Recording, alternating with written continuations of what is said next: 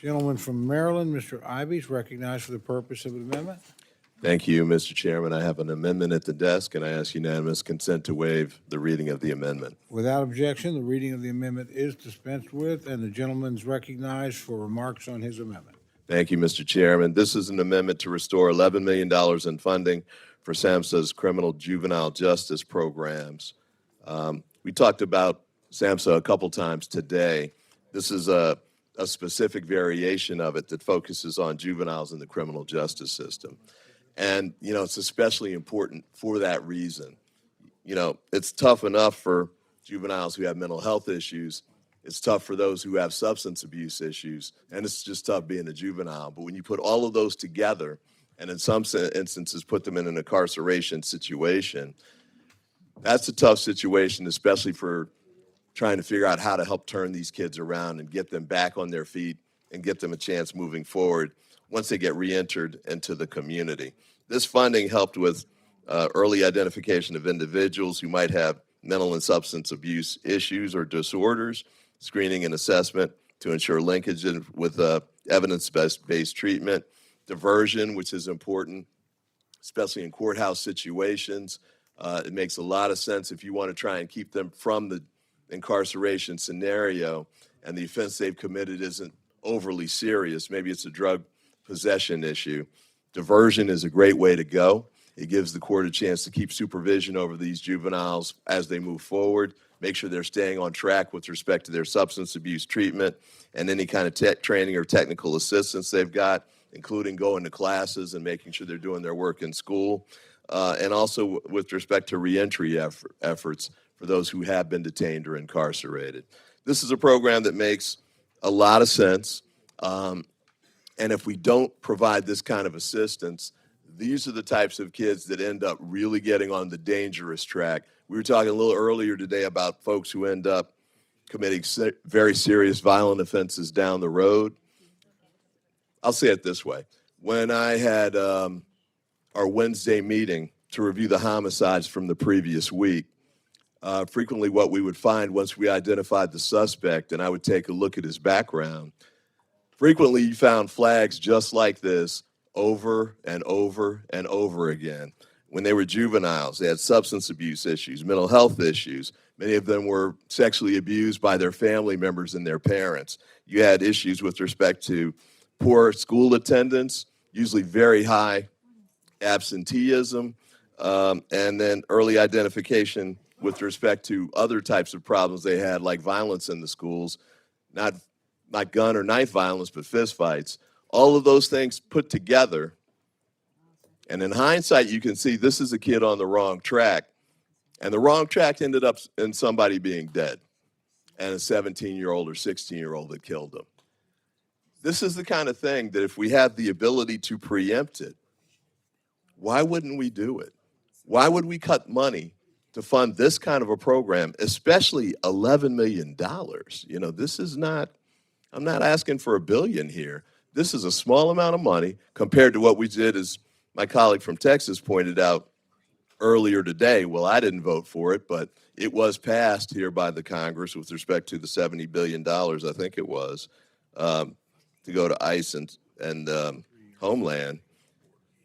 This is the amount of money that I'm asking for is $11 million to deal with these kind of issues, these kind of challenges, to make sure we get these kids back on the right track.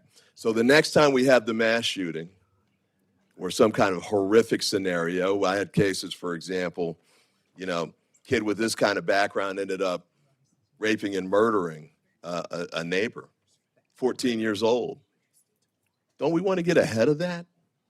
Why wouldn't we try, if we've got the tools to try and preempt this kind of thing, why wouldn't we use it? Why would we cut the funding for something like this? And we know nothing's totally effective. Human behavior is so unpredictable, but this is as close as we can get. And it's pretty effective overall. Isn't this the kind of thing that we want to have in place in our communities? We all talk about wanting to make sure we've got safe communities. This is the kind of thing we want for a safe community. We all talk about strong families. This is the kind of thing we can do to help families who are troubled to get back on track and help to raise their kids the right way. And I know we all want to be helping our children to grow up and live good and productive lives in their community. This is one of the ways to do it. So I asked for my colleagues to support this amendment. As I said, it's $11 million. It's a drop in the bucket compared to just what we've done just today. Let's put the drop in the bucket and help those kids who need it the most. And with that, I yield back. Thank the gentleman for his amendment. The gentleman from Alabama, Mr. Adderholt, is recognized to address the amendment. Thank you, Mr. Chairman. I don't want to sound like a broken record, but I'll have to rise to oppose the amendment. These programs duplicate work already being carried out by the programs funded under the Commerce, Justice, Science, and Related Agencies Bill, which my colleague from Kentucky here brought before the committee just a few weeks ago, and it particularly through the Office of Juvenile Justice and Delinquency Prevention. Federal dollars should be used on core treatment and recovery services and not expanding Washington's role into programs that should be better managed by the states and the local communities. Again, this amendment is not, funding is not offset, and because of that and the above, I would ask my colleagues to oppose the amendment. I yield back. Thank the gentleman. The gentlelady from Connecticut, Mr. Laura, is recognized to respond to the amendment. Thank you, Mr. Chairman. I rise in support of the amendment, which restores funding for SAMHSA's criminal and juvenile justice programs to the fiscal year 2026 level. The purpose of the programs has been described as appropriately to engage adults and youth with mental illness or both mental illness and addiction before they end up in the criminal justice system. SAMHSA promotes early intervention and treatment as healthier alternatives to detaining people with behavioral health conditions in the justice system. This is a balance of public health and public safety, and the effort should be supported, not eliminated as this bill proposes to do. People with mental health issues and addiction are overrepresented in the criminal justice system. Not only do these conditions make incarceration more challenging, but upon release, they find it more difficult to re-enter society in a productive way. The criminal and juvenile justice programs under SAMHSA help to address these challenges through identification. They deal with training and connection with services.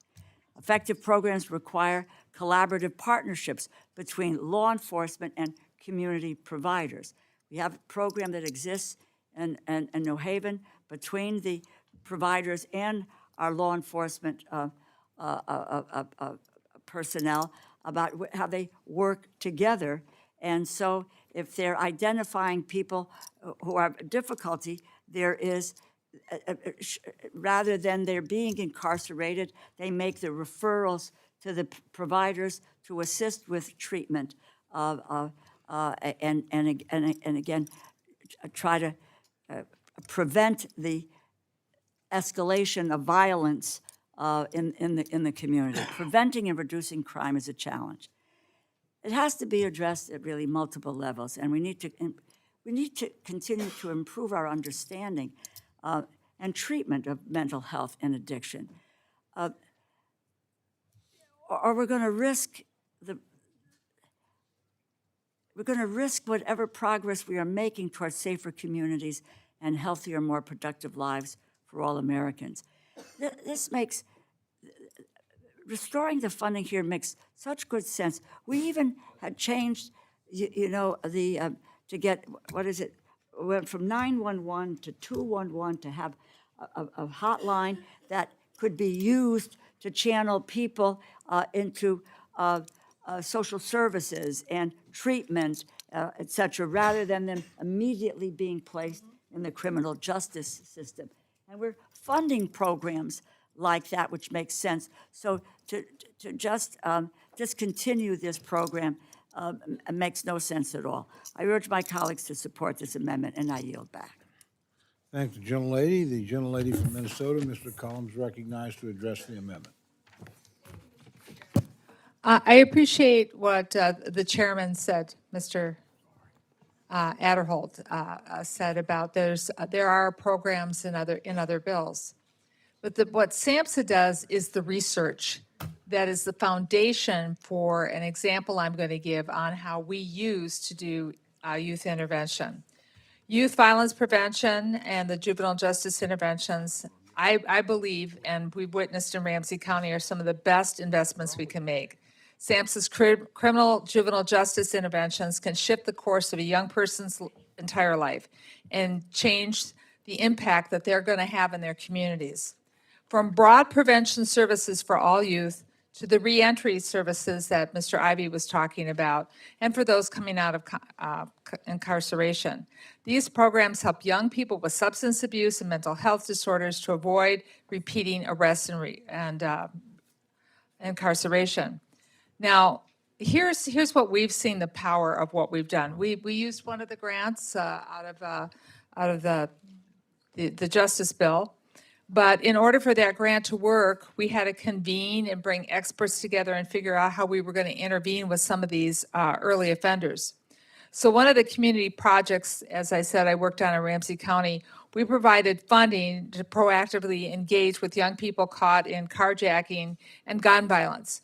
Quite often, police departments, there'd be a report of a gun being fired, but there was no one injured and people didn't follow up. So with doing research and working with youth and working with adults who understand, we've all been teenagers, right? We've all done that. Many of us have raised them. I had them in high school.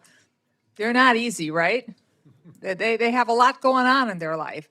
Understanding how the intervention would work best. So I was really proud to work with Ramsey County with my county attorney, John Choi, and we prioritized the county's work to address the uptick that we were seeing, especially what was happening with COVID in wake of the global pandemic. So we made sure, and I'm using the royal we here because it was police officers and social workers and engaging parents and teachers and everything like that, and the youth when they were caught early, ensuring that we connected them to the resources and skills and the supports that they needed so we could break that cycle, and that's what we did. It helped Ramsey County to reduce recidivism and strengthen community safety in recent years. Here's some statistics. Crime in Ramsey County is down from 53% in 2022 in 2025 across all populations. And for young people who are involved in Ramsey County's Reimagining Justice Youth Initiative, the county's been able to reduce recidivism, get this, on first referral assault cases by 86%. That's a win. And it was a win based on working with our law enforcement, but also with these first-time offenders, whether it be a felony or gross misdemeanor, we even reduced it even more. The success in doing this to reinvent how we engage with early violence in our communities, we did that through data-driven, evidence-based, focused violence prevention and strategies. And it's benefiting everyone. So I strongly support this amendment. And able to make that grant work as successfully as it was based on a foundation of research and evidence-based what was going to work. So I thank the gentleman for offering the amendment, and I yield back. Thank the gentlelady for her comments. The gentleman from Texas, Mr. Carter's recognized to address Thank you, the Mr. amendment. Chairman. I've been sitting here knowing we were talking about drugs and alcohol mostly, and thought maybe I should share a success story. So I was the presiding judge, the senior presiding judge in about 25 years ago in Texas. And we've spent so much money sending kids off and adults off, mainly adults I was talking about, to treatment centers. And they were right back in drinking and doing dope, just it did treatment center. They came back having met the requirement, but they didn't pay attention. So I went to my county commissioner and I said, look at what we spend. It was thousands, hundreds of thousands of dollars. We ought to build our own and make our own treatment center. And they agreed. I said, first thing, I don't want any federal money. Okay. Second, we're not going to get any money from the state either. We're going to borrow the money from the state. I already talked to him about a program, and I knew we could do it. So we borrowed the money and we built a building. The building, as I recall, had 60 beds, 50 for men and 10 for women. Because we didn't have near the women that we had to deal with as the men. And when I would have a DWI come before me, when they came to me, they were a felony. I didn't try any misdemeanors. So they had 10 years that I could sentence them up to under Texas law on a felony. So I would say, but look, I have told your lawyer we will make a deal with you. But you better listen very closely so you understand how it works. I'm going to place you on what we call deferred adjudication probation. That means I've heard all the evidence to prove your guilt. And I know you are guilty of what you're charged with. But I'm not going to charge you. I'm not going to make a ruling on that. I'm going to place you on 5 years probation and send you to this treatment center. Now, this treatment center has no locks on any of the doors, the outside doors, but you can open them from inside and go out. If you choose to leave the facility, then you will be in violation of your deferred adjudication probation, and I'm not bound by that 5 years. I can give you 10 years. And if you decide to leave, I will give you 10 years when we catch you, and we'll catch you. I said, now, do you understand that? And when I got drug dealers in there that my probation department thought were savable, I would say, well, you're facing 25 years. And I'm going to put you on 10 years probation, the deferred adjudication probation, and send you to this drug alcohol center. If you'll listen to these people and do what they tell you, they'll save your life. If you don't, and you decide to leave or not work the program, then you're facing the maximum sentence under the law when I could get back to sentencing you. You want that deal? Everybody wanted that deal. So they all took it. And we filled up real quickly. We were almost 2/3 full. And it was going pretty good. Nobody left. One guy left. He went 10 years to prison. But that was good because then everybody saw I wasn't lying to them. And then one day I had a couple of guys that I knew and some of the kids I didn't know came in and said, we've got a Christian rock band. And we'd like to come out here on Sunday and play for the folks out here at the treatment center. And we talked about it there, and I said, well, if we're going to let one church group, they were not all from the same church, but they were all Christian kids. We got to put a sign up that says any faith group that wants to come in here, we'll let them in here.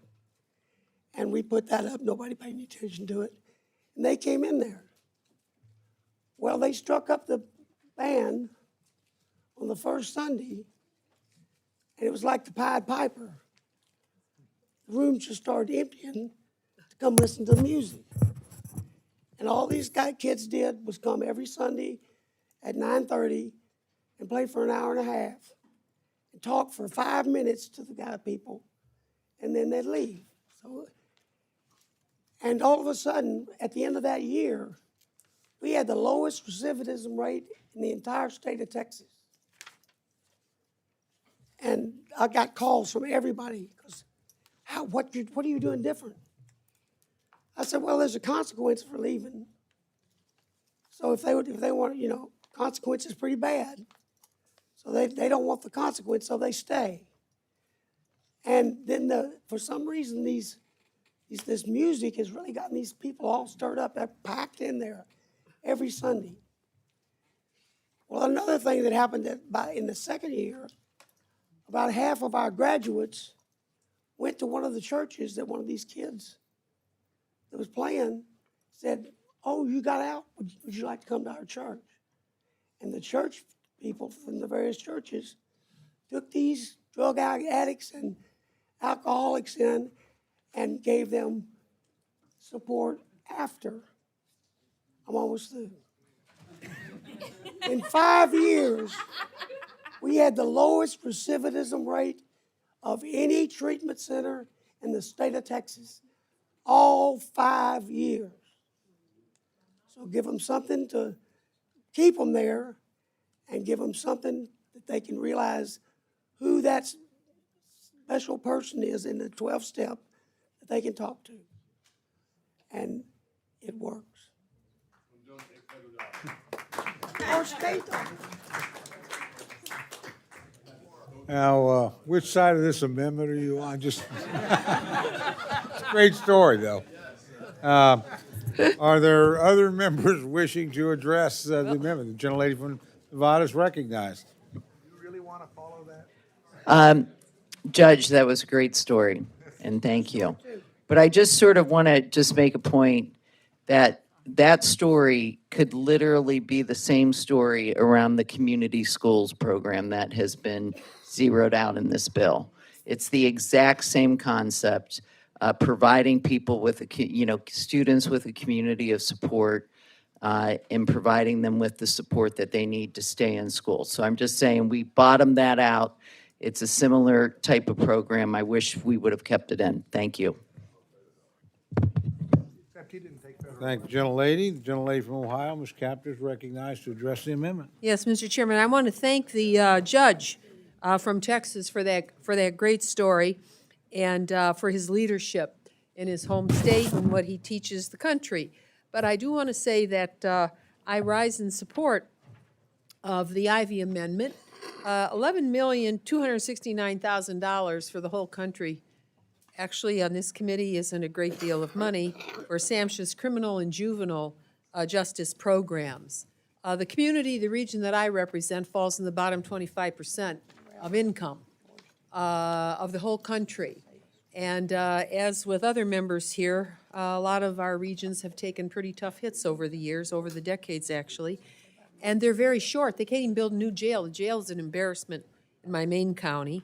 And I rise in support of this amendment by Mr. Ivy because frankly, we do need help, and we could replicate what Judge Carter did, Congressman Carter, in Texas. We need to do that.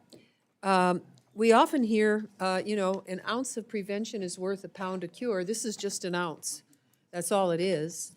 And we hear from colleagues about crime, changes in younger generation, especially with the iPhones and some of the damaging impacts that's having, rising rates of violence. We talked about gun violence a little bit earlier.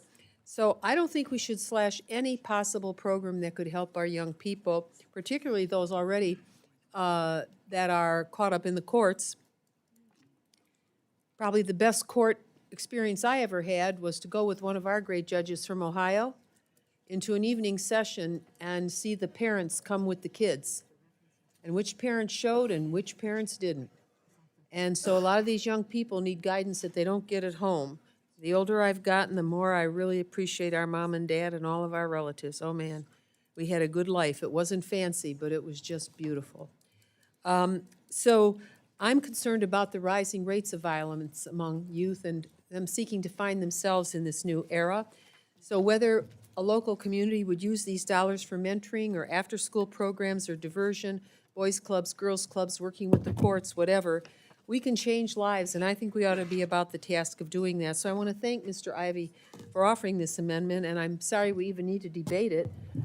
We need to stop problems before they begin and use all the tools at our disposal. So instead of cutting good programs that help mentor our children, and many children who don't have parents who mentor them, that keep youth off the streets and give them useful experiences and out of gang-related activity or selling drugs, I want my colleagues across the aisle to think long and hard about whether or not they want to be part of a solution or part of the problem. So I encourage my colleagues to support Congressman Ivy's well-considered amendment and all his experience in the courts. Let's keep our kids and teens on a path to lead productive lives.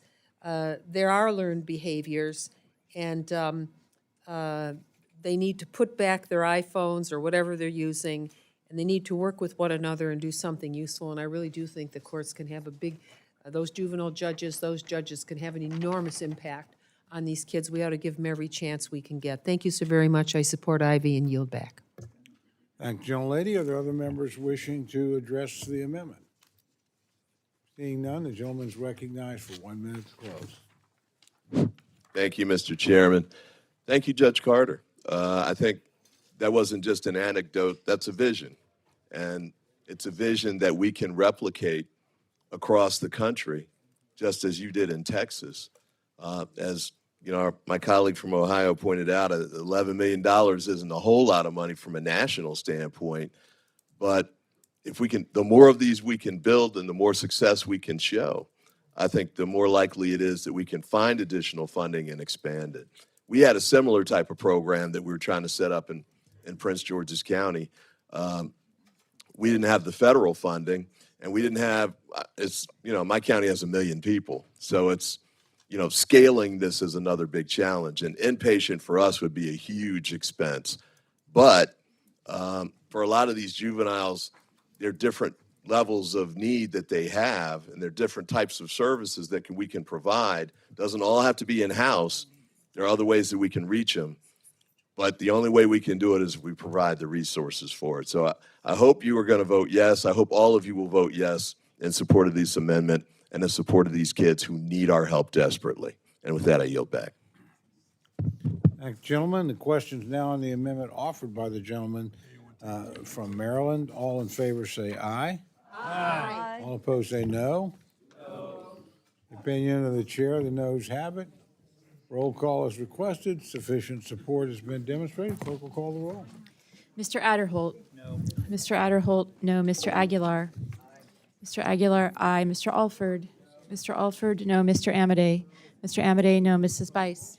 Mrs. Bice, no. Mr. Bishop? Mr. Calvert? Mr. Calvert, no. Mr. Carter? Mr. Carter, no. Mr. Case? Mr. Case, aye. Mr. Siscomani? Mr. Siscomani, no. Mr. Klein? Mr. Klein, no. Mr. Cloud? Mr. Cloud, no. Mr. Clyburn? Mr. Clyburn, aye. Mr. Clyde? Mr. Clyde, no. Mr. Cole? Mr. Cole, no. Mr. Cuellar? Ms. Dean? Ms. Dean, aye. Ms. DeLauro? Ms. DeLauro, aye. Mr. Diaz-Balart? Mr. Diaz-Balart, no. Mr. Edwards? Mr. Edwards, no. Mr. Elzey?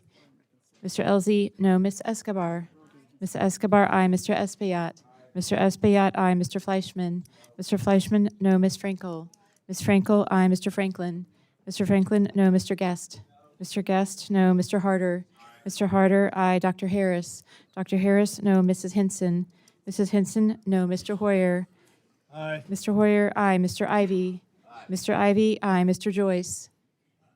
Mr. Joyce, no. Ms. Capter? Aye. Ms. Capter, aye. Mr. LaLota? Mr. LaLota, no. Ms. Lee? Ms. Lee, aye. Ms. Letlow? Mr. Levin? Mr. Levin, aye. Ms. Malloy? Ms. Malloy, no. Ms. McCollum? Ms. McCollum? Ms. McCollum, aye. Ms. Ming? Ms. Ming, aye. Mr. Molinar? Mr. Molinar, no. Mr. Moore? Mr. Moore, no. Mr. Morelli? Mr. Morelli, aye. Mr. Mervan? Mr. Mervan, aye. Mr. Newhouse? Mr. Newhouse, no. Ms. Perez? Ms. Perez, aye. Ms. Pingree? Ms. Pingree, aye. Mr. Pocan?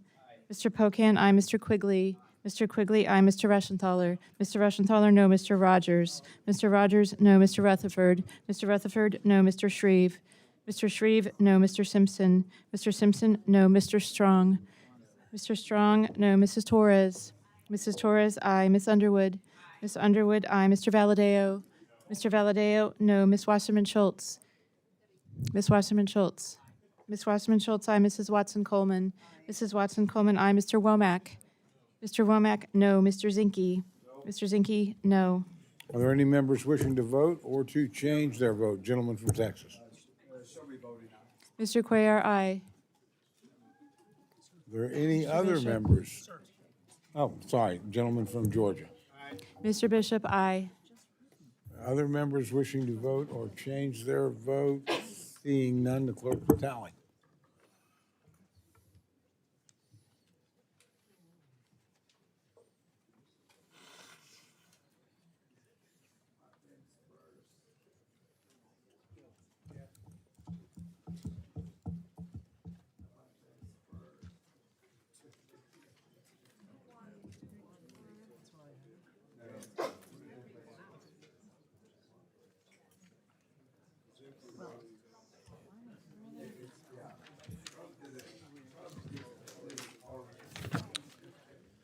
This vote, the ayes are 28, the noes are 34. The amendment is not adopted. Gentlelady from Washington, Ms. Perez, is recognized for the purpose of an amendment. Thank you, Mr. Chair. I have an amendment at the desk, and I ask that the amendment be read.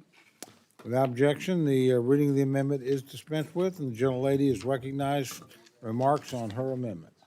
Oh, to be read, please. Oh, I'm sorry, excuse me. Please read the amendment. An amendment offered by Ms. Perez in the report where appropriate insert the following pain management improvements. The committee directs the National Institutes of Health, NIH, to study pain management improvement strategies for miscarriage. Gentlelady is recognized to discuss her amendment. A few weeks ago, my husband and I lost a pregnancy after 11 weeks of hope of bringing a new member into the family. Miscarriage is hard, but when your body doesn't let go of a miscarriage, it gets harder. After several weeks of bleeding and mourning the loss of our pregnancy, my doctor made clear that future pregnancy could be much more difficult if I didn't take medication to expel the retained miscarriage. I, like most women, was told that this medication would be about as painful as a regular period, maybe a little stronger cramping. And this is generally what medical professionals insist. Women are not offered pain medication beyond ibuprofen as the standard for miscarriage. This is the functional equivalent of offering someone a stick to chew on. When I took the medication this past Sunday, the pain was worse than the pain I experienced during labor and delivery of my son 4 years ago.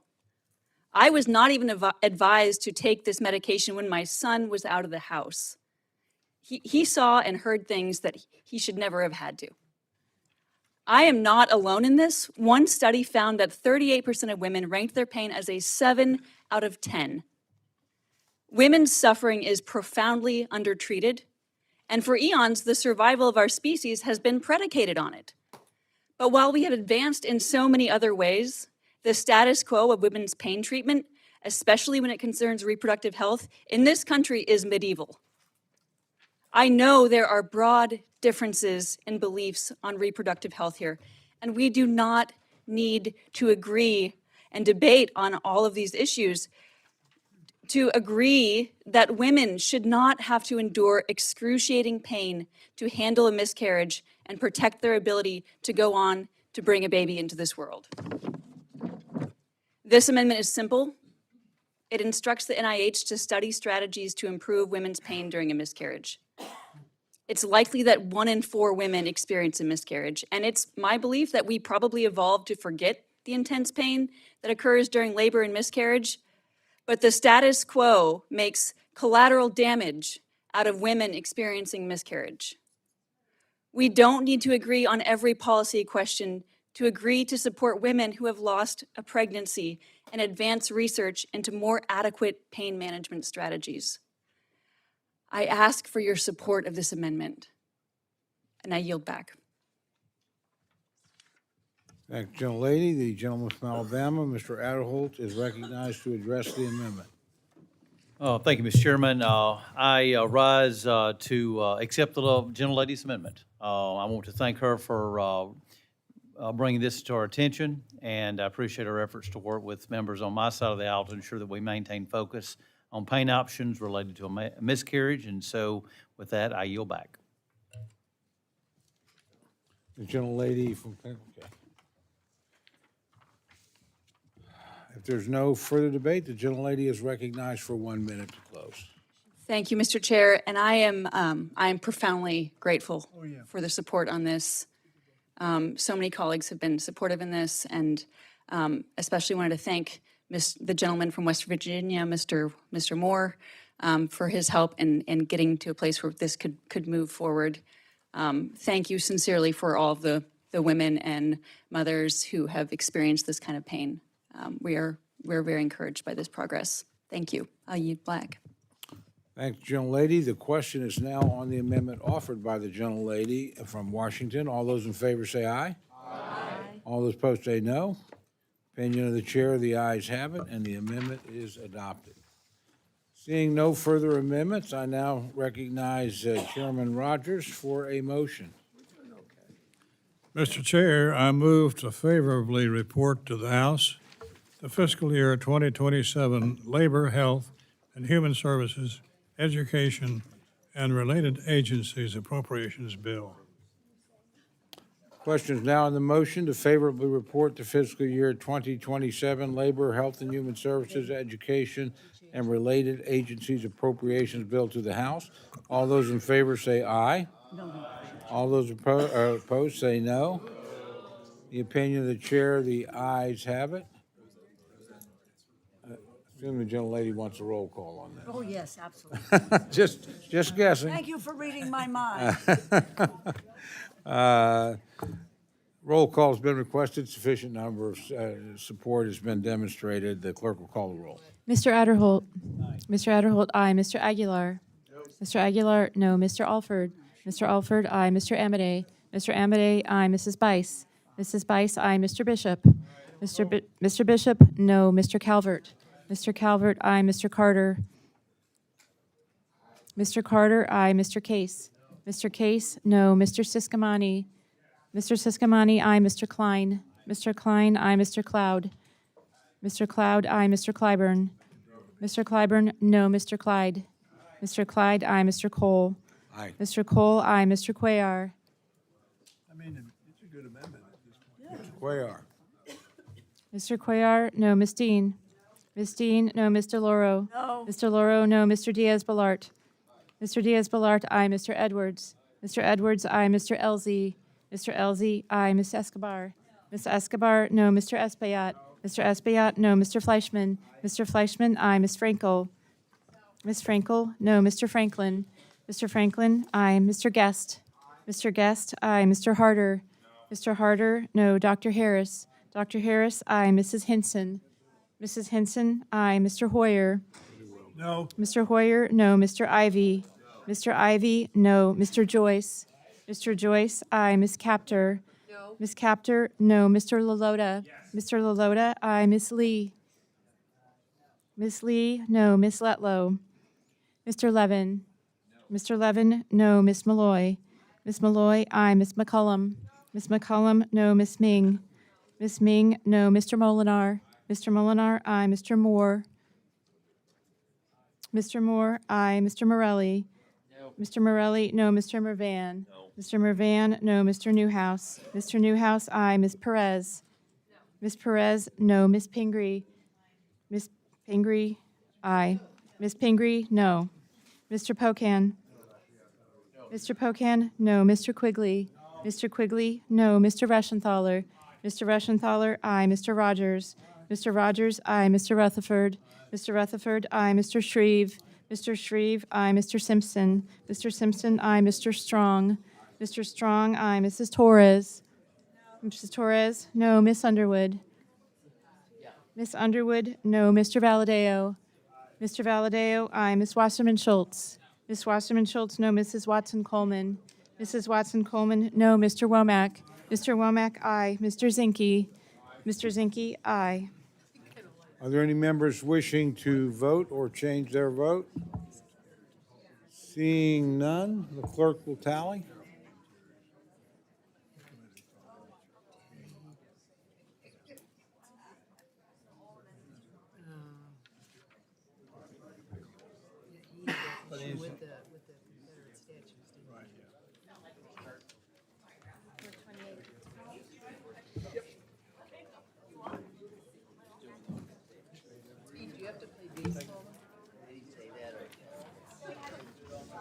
On this vote, the ayes are 34, the noes are 28. The motion is agreed to. I ask unanimous consent that the staff be permitted to make technical and conforming changes to the bill and report just approved. 3 days. Seeing no objection, so ordered. Without objection, so ordered. The motion is agreed to. Just very quickly, we're going to take a 10-minute recess. We're going to get through the opening statements. We're going to get through any remarks people want to make about the bill. And we're going to do the manager's amendment. Now, as soon as I said that, one of my really smart cardinals came and said, you know, since they don't think they have to vote on the manager's amendment, they're all going to get out of here. That's up to you. I would not recommend it, quite frankly. I would prefer that you stay. You give your colleagues that want to say something the courtesy of listening to them. And you never know, I may get the urge to spring a second vote. Right. Just particularly if I see an advantage to one side or the other, just to teach the other side a lesson. So please, again, use the recess as you will, but try and be back here in 10 minutes. We're going to start. Just takes a little while to clean up and get other people set up. So thank you very much. We are recessed for 10 minutes. Probably. Yeah, because the metro is going to be a nightmare at Well, this yeah, no, point. no, don't do that. I'll ignore it.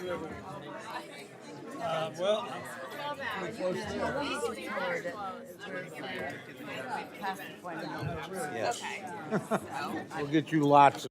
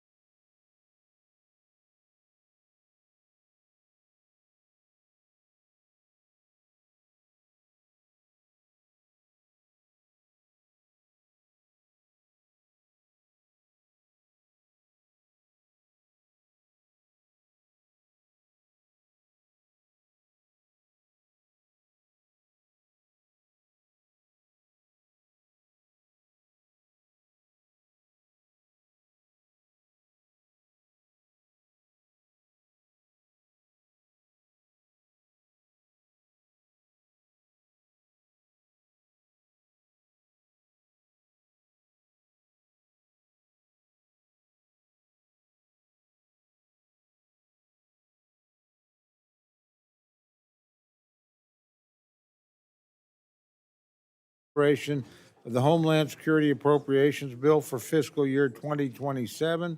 I will now recognize Chairman Amodei to present the bill. Thank you, Mr. Chairman. In view of the time, I am going to reserve my time and defer to the other folks who want to make opening statements. The guy's clearly running for chairman. I would now like to recognize my good friend and ranking member Cuellar for remarks on the bill. Thank you, Mr. Chairman, and Ranking Member DeLaura. Thank you both for your leadership. And thank you to Chairman Amodei, to the partnership that we have shared in developing this bill. As this is your final Homeland Security bill, I want to express my appreciation for your professionalism, your integrity that you have brought to this committee.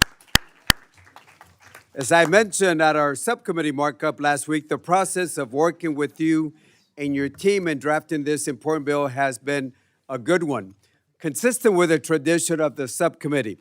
I also want to thank the staff on both sides of the aisle whose expertise and dedication make this process possible. I'd like to specifically thank our committee staff. On the minority side, our clerk, Shannon McCulley, thank you again. J.B. Weiss, Jim Ellsworth. On the majority side, Paul Anstein, you look pretty rested, Paul. Anna Lanier Fisher, Fern Gibbons, Ashley Trueluck, Alexandra Ramirez, and Inko C. Thomas. And on the professional staff, on my personal staff, my chief, Patrick O'Connor and Hugh Bayard.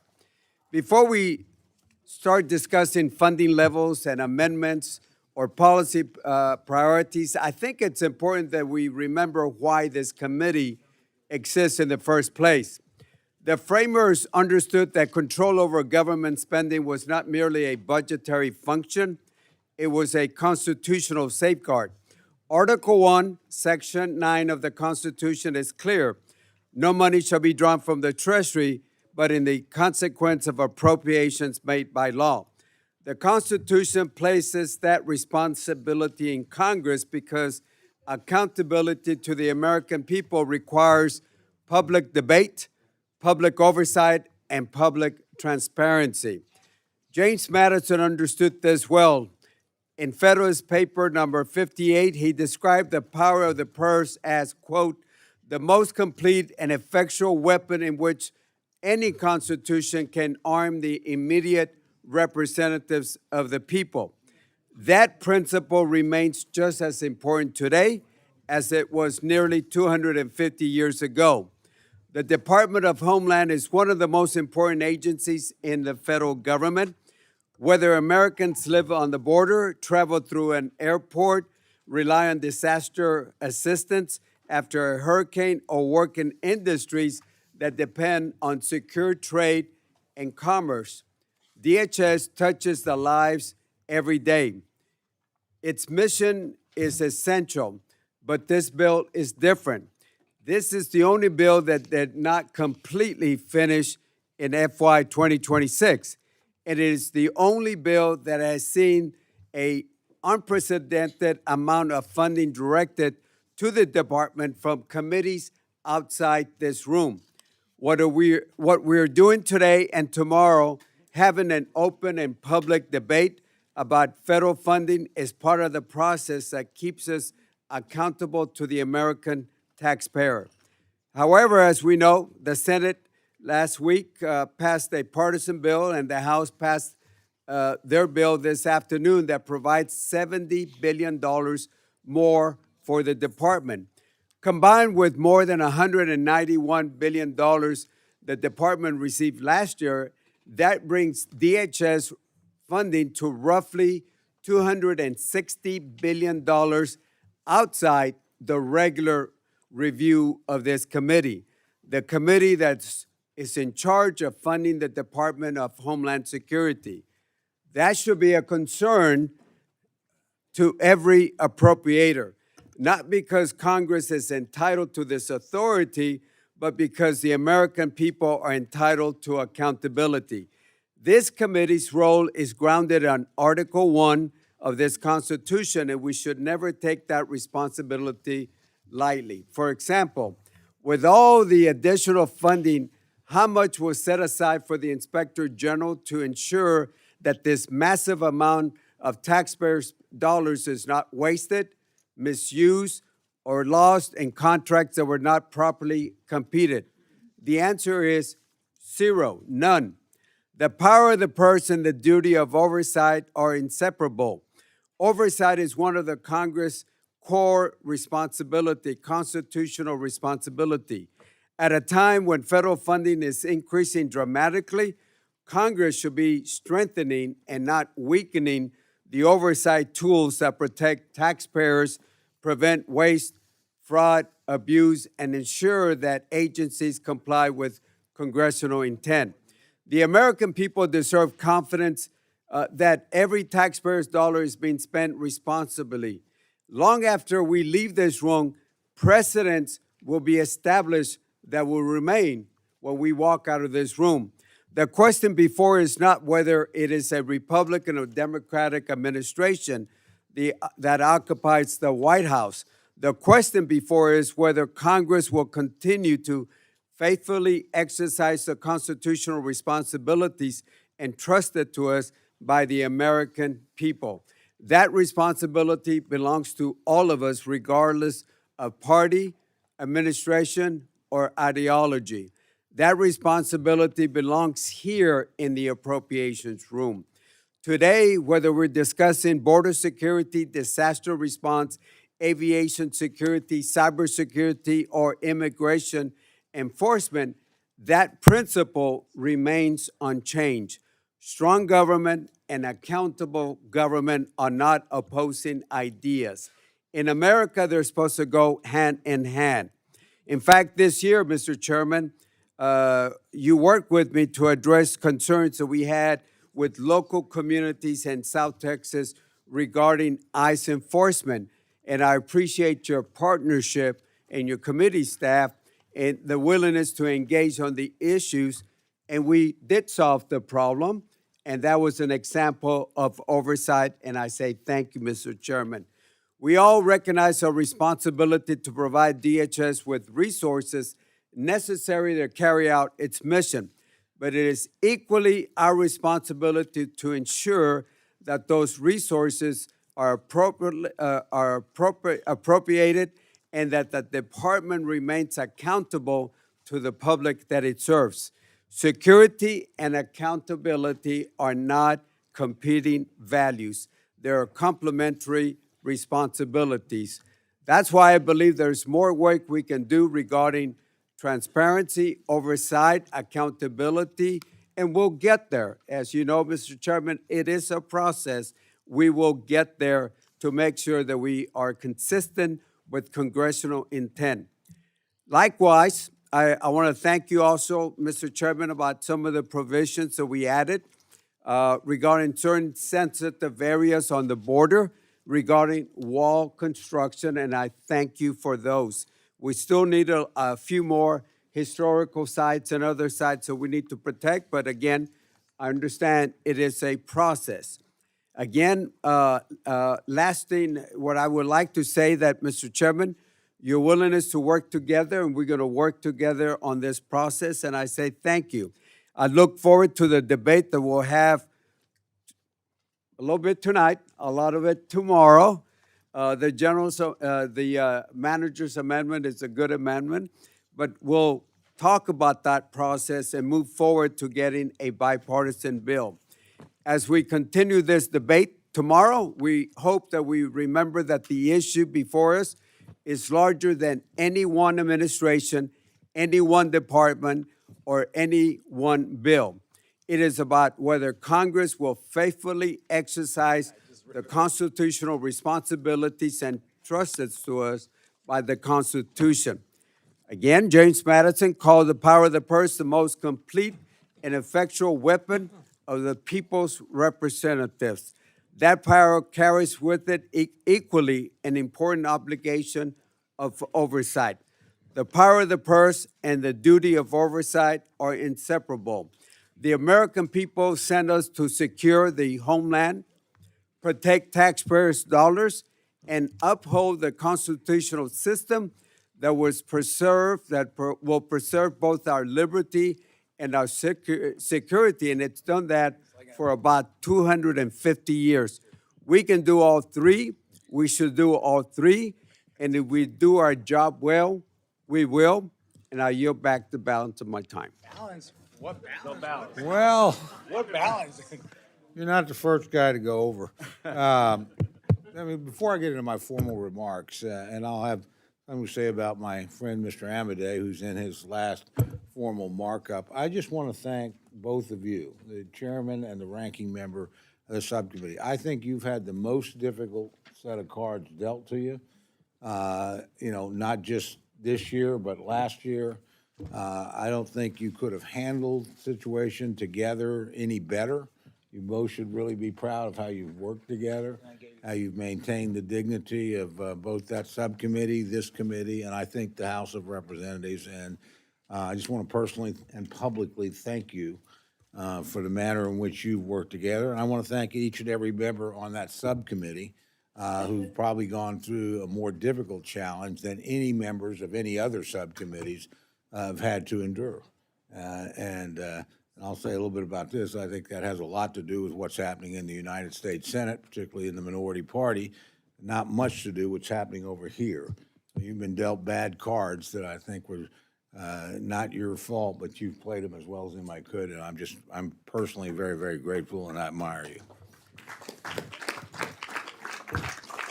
Don't get carried away, Amadei.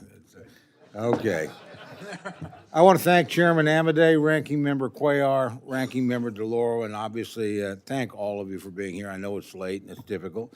As we sit here, I know it's been a very long day, but I think it's worth taking a moment to remember why this process matters. The work before us is not simply procedural. It's about the committee fulfilling one of the most fundamental responsibilities of Congress. Article 1 of the Constitution grants the legislative branch the power of the purse. And with that authority comes the responsibility to fund the government, set priorities, and provide certainty to the agencies and personnel carrying out critical missions on behalf of the American people. Last year reminded us of what happens when politicians outside these committee walls undermine that appropriations process and disregard the bipartisan, bicameral work we all secured. Senate Democrats initiated the longest Department of Homeland Security shutdown in American history. These actions disrupted operations, created uncertainty for personnel, and unnecessarily complicated the mission of keeping Americans safe. We're still dealing with the ramifications mere hours ago on the House floor. I know we'll hear people bemoan today's reconciliation package, but the reality is that those voices should be directed to their colleagues across the rotunda. I hope it's a reminder of what is sacrificed when political obstruction is prioritized over constitutional order and responsibility. The lesson should be clear. Homeland Security cannot be governed through political brinksmanship and obstruction. The men and women of the DHS front line deserve certainty, and the American people deserve a government capable of carrying out its most basic responsibility, keeping them safe. That's exactly what the measure before us provides. This fiscal year 2027 Homeland Security bill funds every core mission of the department. It strengthens border security, supports immigration enforcement, and combats fentanyl and other illicit drugs.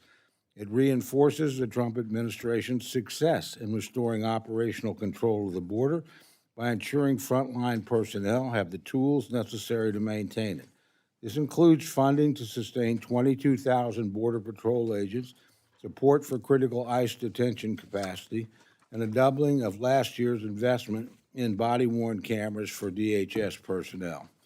Additionally, the bill enhances Americans' posture in the Indo-Pacific by providing increased resources for Coast Guard operations to counter China and other adversaries. Investments in maritime domain awareness, unmanned systems, technology modernization, and expanded Coast Guard presence in the region help safeguard critical waterways, support allies and partners, and advance U.S. national security interests. Further, this measure recognizes that not every threat arrives at a border crossing. Some come through cyberspace. Others come in the form of a hurricane, tornado, or other disaster. This bill strengthens the capabilities needed to protect critical infrastructure, support resilience in our communities, and prepare for the threats that increasingly define the modern Homeland Security mission. This bill ensures a multidimensional approach to security at all levels, from cyber defenses, protecting critical networks, to planning for major national events like the 2028 Olympics and every challenge that falls between. This measure provides the tools necessary to keep Americans safe. In sum, we remember that security is often measured by what does not happen: the attack prevented, the disaster mitigated, and the community protected. The bill before us strengthens the people and capabilities responsible for delivering those outcomes every day. And before I yield back, I must recognize someone who made it possible, my good friend Mark Amadei. Over the years, Mark has earned a reputation for approaching difficult problems with clear eyes and a healthy skepticism of easy answers. He understands that governing is rarely a choice between right and wrong. More often, it demands a judgment to put the country's interests ahead of political convenience. That mindset has certainly served this committee and the subcommittee that he has so ably led. In the face of headwinds that would have tested anyone's patience, Mark never lost sight of the fundamental purpose of the work before us: ensuring government functions, missions are carried out, and that the American people are served and protected.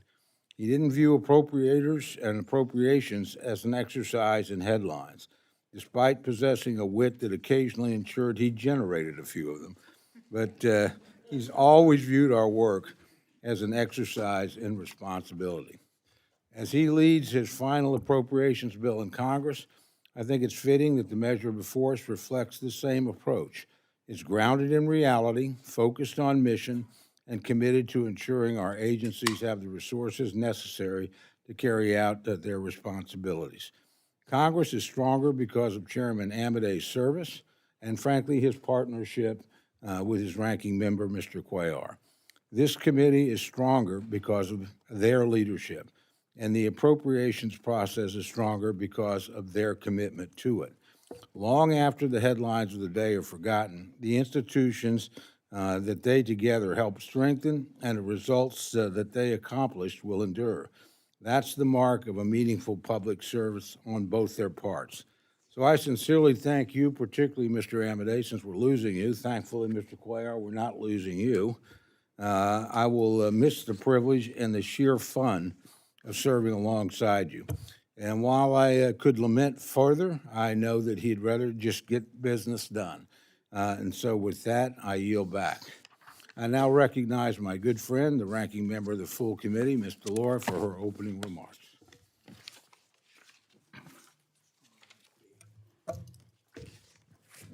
Thank you very much, Mr. Chairman. Chairman Cole, Chairman Amadei, Ranking Member Cuellar. I also want to join my colleagues in congratulating Chairman Amadei on his retirement. Let me just say, I want to just thank you for your serious deliberation, your integrity in the process, your commitment to this country. Your professionalism, I've always said, really enjoyed our conversations, enjoyed working with you, and your good humor. You took your job very seriously, but I might say, unlike many others here, you didn't take yourself seriously, and that contributes to our ability to be able to get things done. So thank you. It's been a wonderful opportunity for me to get to work with you, Mark. And I wish you obviously the very, very best in any endeavor that you engage yourself in, and I know it will be a successful one. So Mike, congratulations to you, Mr. Chairman. Let me say a thank you to the committee staff, to Shannon McCulley, Jamie Wise, Jim Ellsworth for the minority, Paul Anstein, Anna Lanier Fisher, Fern Gibbons, Ashley Truluck, Alessandra Ramirez, and Nkosi Thomas, the majority. Again, thank you for all of your hard work in bringing these bills to fruition. I am opposed to the bill under consideration today. The American people are demanding substantial reforms to how ICE and the Border Patrol operate. They want strong guardrails to protect our communities. They want strong reforms to protect our communities from continued abuse at the hands of masked, armed federal agents who have harassed, detained, beaten, and even killed American citizens with no accountability. From the outset, we have maintained that we will not provide another penny in funding for ICE or the Border Patrol without substantial reforms to how these agencies operate. But this bill provides more than $10 billion for ICE and nearly $7 billion for the Border Patrol. And while I welcome the incremental measures the majority has included in this bill, which make progress towards some of the reforms necessary to protect our communities, including a prohibition on the detention and deportation of U.S. citizens, they still fall far short of what is required to earn our support. These agencies have broken the law. In January alone, ICE violated nearly 100 court orders, which the chief federal judge in Minnesota, I might add a Republican appointee, estimated was more than some federal agencies have violated during their entire existence. Last week, Secretary Mullen testified that he is under no obligation to follow court orders he simply does not agree with. That the head of the largest federal law enforcement agency in the country would show such flagrant disregard for the American legal system should offend anyone who respects the rule of law. I cannot help but notice the contrast in how this administration treats people based on their perceived political affiliations. If you assault police officers and storm the Capitol because you believe the president's lie that the election was stolen from him, you will be pardoned, and you could even get a taxpayer-funded payout, even though the latest reporting shows nearly 100 of the January 6th rioters have been accused of new crimes, ranging from grand larceny and burglary to child molestation. And I have the documentation. I just am not riffing. I have the documentation. But if you exercise your First Amendment right to peacefully protest how ICE or the Border Patrol are conducting themselves, you can be beaten, harassed, detained, or even killed. And the Trump administration will block investigations into the misconduct while Republicans in Congress insist on providing billions more in funding for the agencies that abused you in the first place. The majority of Americans support strong protections from ICE abuses. Agents must get a warrant from a judge before kicking in someone's door. They must remove their masks and display identification.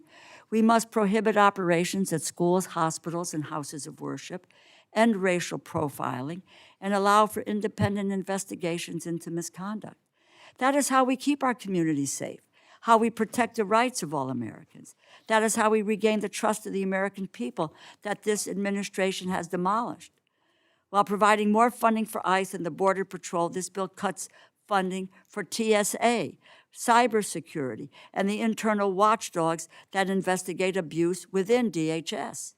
After refusing to fund TSA for months unless we also gave more money to ICE and the Border Patrol, now the plan is to cut TSA funding by nearly $350 million.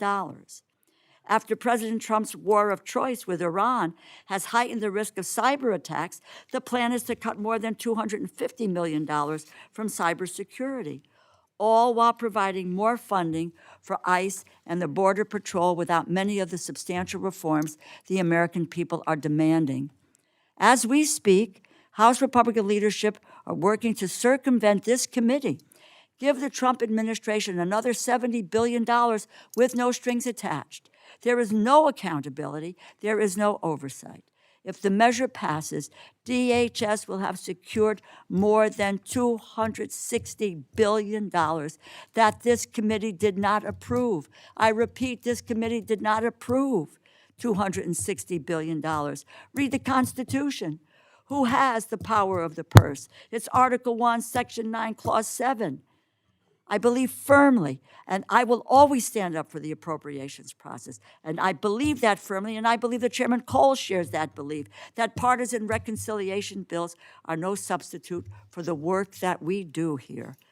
But you have to see the absurdity in refusing to include substantive guardrails against ICE and Border Patrol, while also giving them nearly $17 billion on top of the $70 billion Republicans are trying to give them outside of this committee and the $191 billion they have outside of this committee. And they cut funding for cybersecurity, TSA, and internal watchdogs who prevent abuse within the department.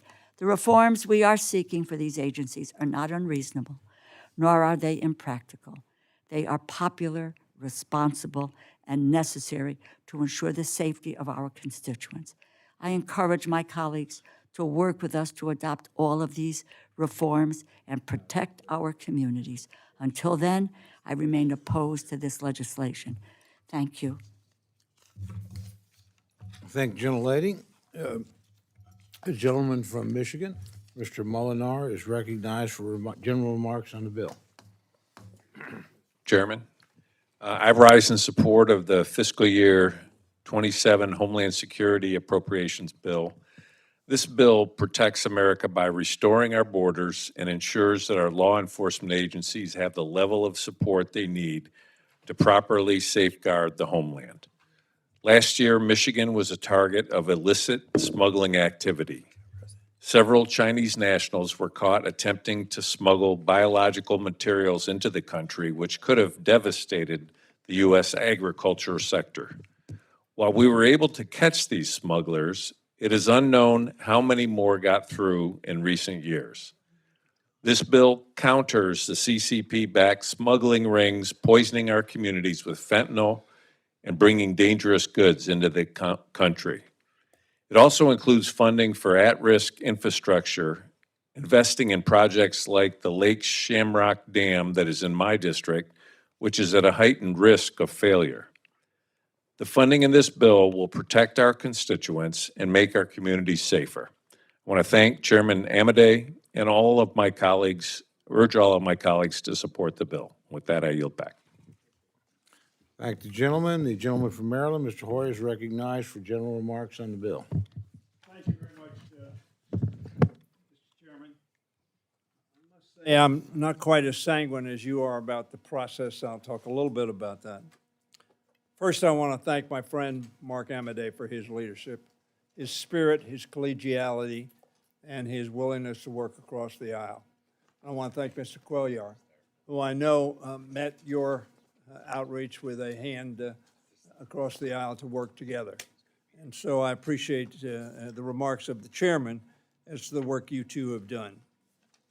But I must say, in 45 years as a member of the Congress, with focus on this committee, I cannot recall a situation in which we have met to consider an appropriation bill for the coming fiscal year the same week that the majority pushes through the House a partisan reconciliation bill to fund that same department for that current fiscal year.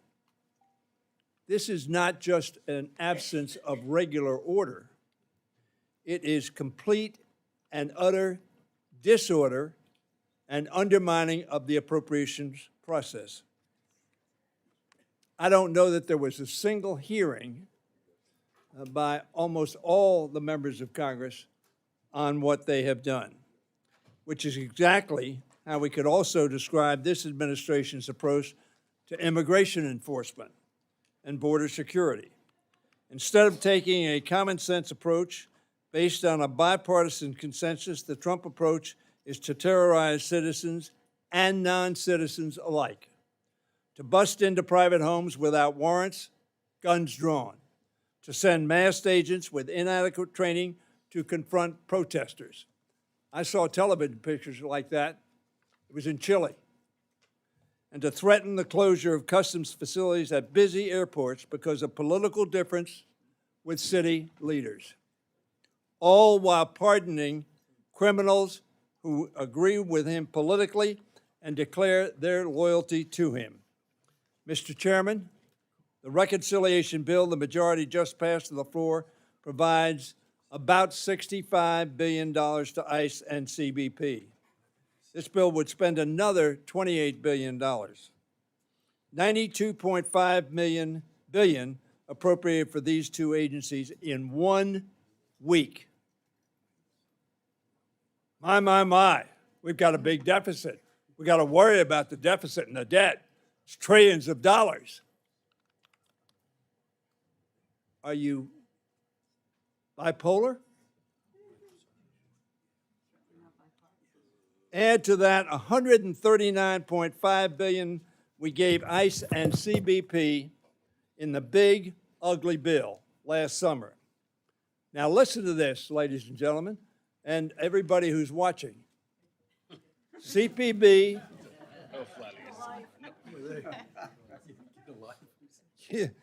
take a pill.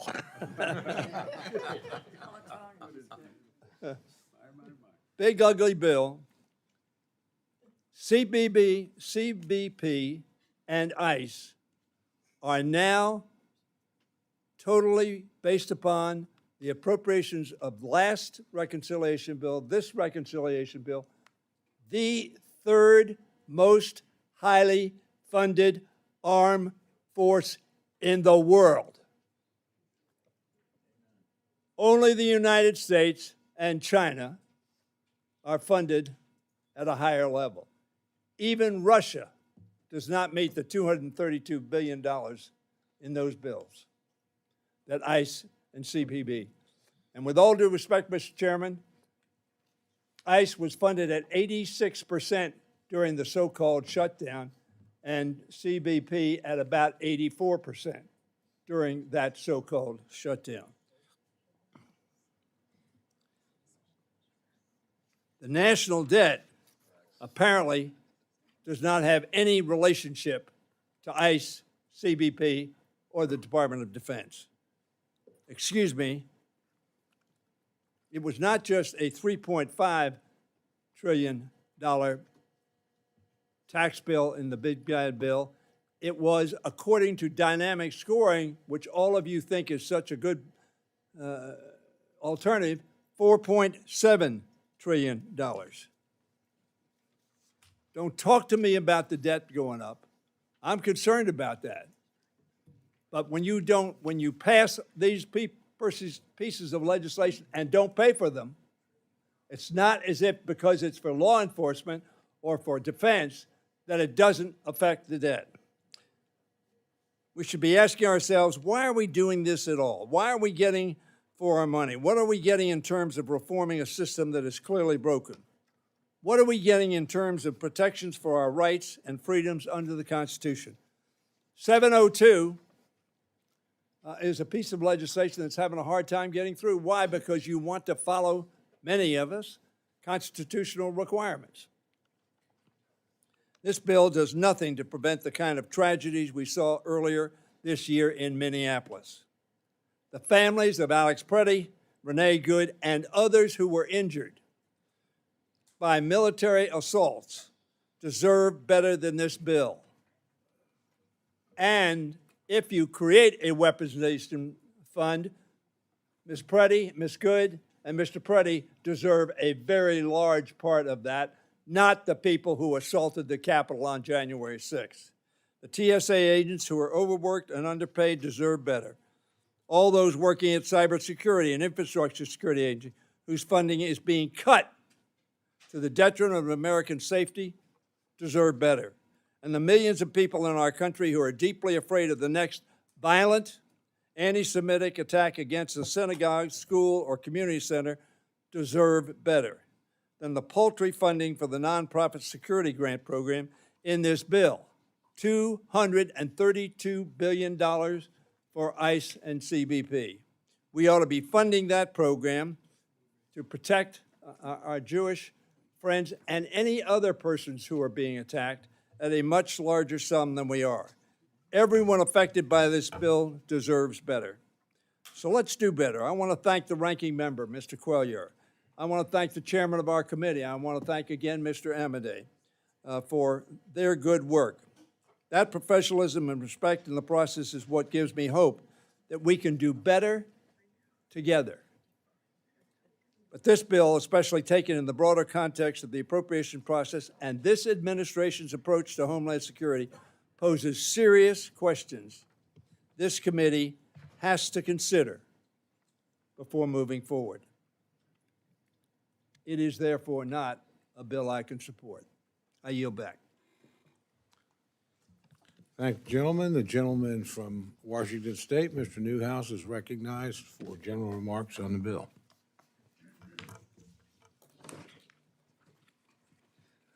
Thank you, Chairman Cole, Ranking Member DeLauro, Mr. Amade, Mr. Cuellar. Before I begin my comments, I just want to say, as I think the only hop farmer in Congress and maybe the only cherry farmer in Congress, when you have a day filled with beer, albeit non-alcoholic, and cherries, life's pretty good. So, thank you, Ms. DeLauro, for that. So on this bill, a lot's been said. I'll keep my comments within the time frame, I hope. But this is a critical bill. The Department of Homeland Security has one of the toughest jobs. You know, all 12 of our appropriations committees are important, but meeting the challenges of keeping the American public safe is huge. It's a huge responsibility. I want to thank Mr. Amade, Mr. Cuellar, the entire subcommittee. You know, Mark, you've got a unique sense of humor. I love what Ms. DeLauro said about you. You take your job seriously, not yourself. It makes it a lot of fun. It truly does. And we all look forward to the subcommittee hearings. And I appreciate your determined ability to do the right thing and your leadership in making that happen. So thank you for that. This bill covers so many different things. You know, I led a task force on fentanyl use in my district. We put a lot of resources into controlling fentanyl coming across our borders, as the chairman of the China Committee already mentioned. We do a lot of things that give assistance to firefighters, to police protection, to make sure that those disasters that we see around the country are taken care of, from whether it's high hazard dams or many of the other things that we have to be aware of. The visa programs are important. We cover that too. And being a farmer, as I mentioned, some of the language in here that addresses some of the programs that we depend on to get our workers across the border is huge. And I just want to thank you for the attention that you put to that. So we're going to have a long debate about this bill. I know it's of high interest on everybody in this committee, everybody in this Congress. But I just want to mention the fact that while this bill may not be perfect, it may not have every single one of each of our priorities included, there's going to be some heartburn, there's going to be some tough decisions, but tough decisions have to be made due to budget constraints and other things. And I myself will even have some heartburn about some of the things that we decide on. But overall, let's not lose faith in the appropriation process, which has always been lengthy. We've proven that today. It's been thoughtful, from the bill drafting to the markups to the passage in the House, all the way to the conferencing and reconciling our differences of the Senate, and with it finally being signed into law. So let's not lose faith in each of those steps that we take that brings us to a final product that will truly benefit and provide for the American people. With that, Mr. Chairman, I yield back and encourage all my colleagues to support this bill. Thank you. Thank the gentleman for his remarks. The gentleman from Georgia, Mr. Bishop, is recognized for general remarks on the bill. Thank you, Mr. Chairman. While I cannot support the Homeland Security Appropriations Bill before us today, I want to thank Chairman Cole, Chairman Amade, Ranking Members DeLauro and Cuellar, as well as accolades to the staffs, both majority and minority, for your bipartisan work to reach as much of a consensus as possible on this bill. I do want to join the chorus of members in expressing my accolades and our thanks to Chairman Amadei for his hard work and his selfless service. And I wish you Godspeed in your future endeavors. I'm deeply concerned, however, that the measure that we're considering today still does not include the common sense guardrails that the American people have been asking for over the past 2 years. Today, federal immigration enforcement agents are continuing to conduct warrantless searches of private homes, often masked to hide their identity.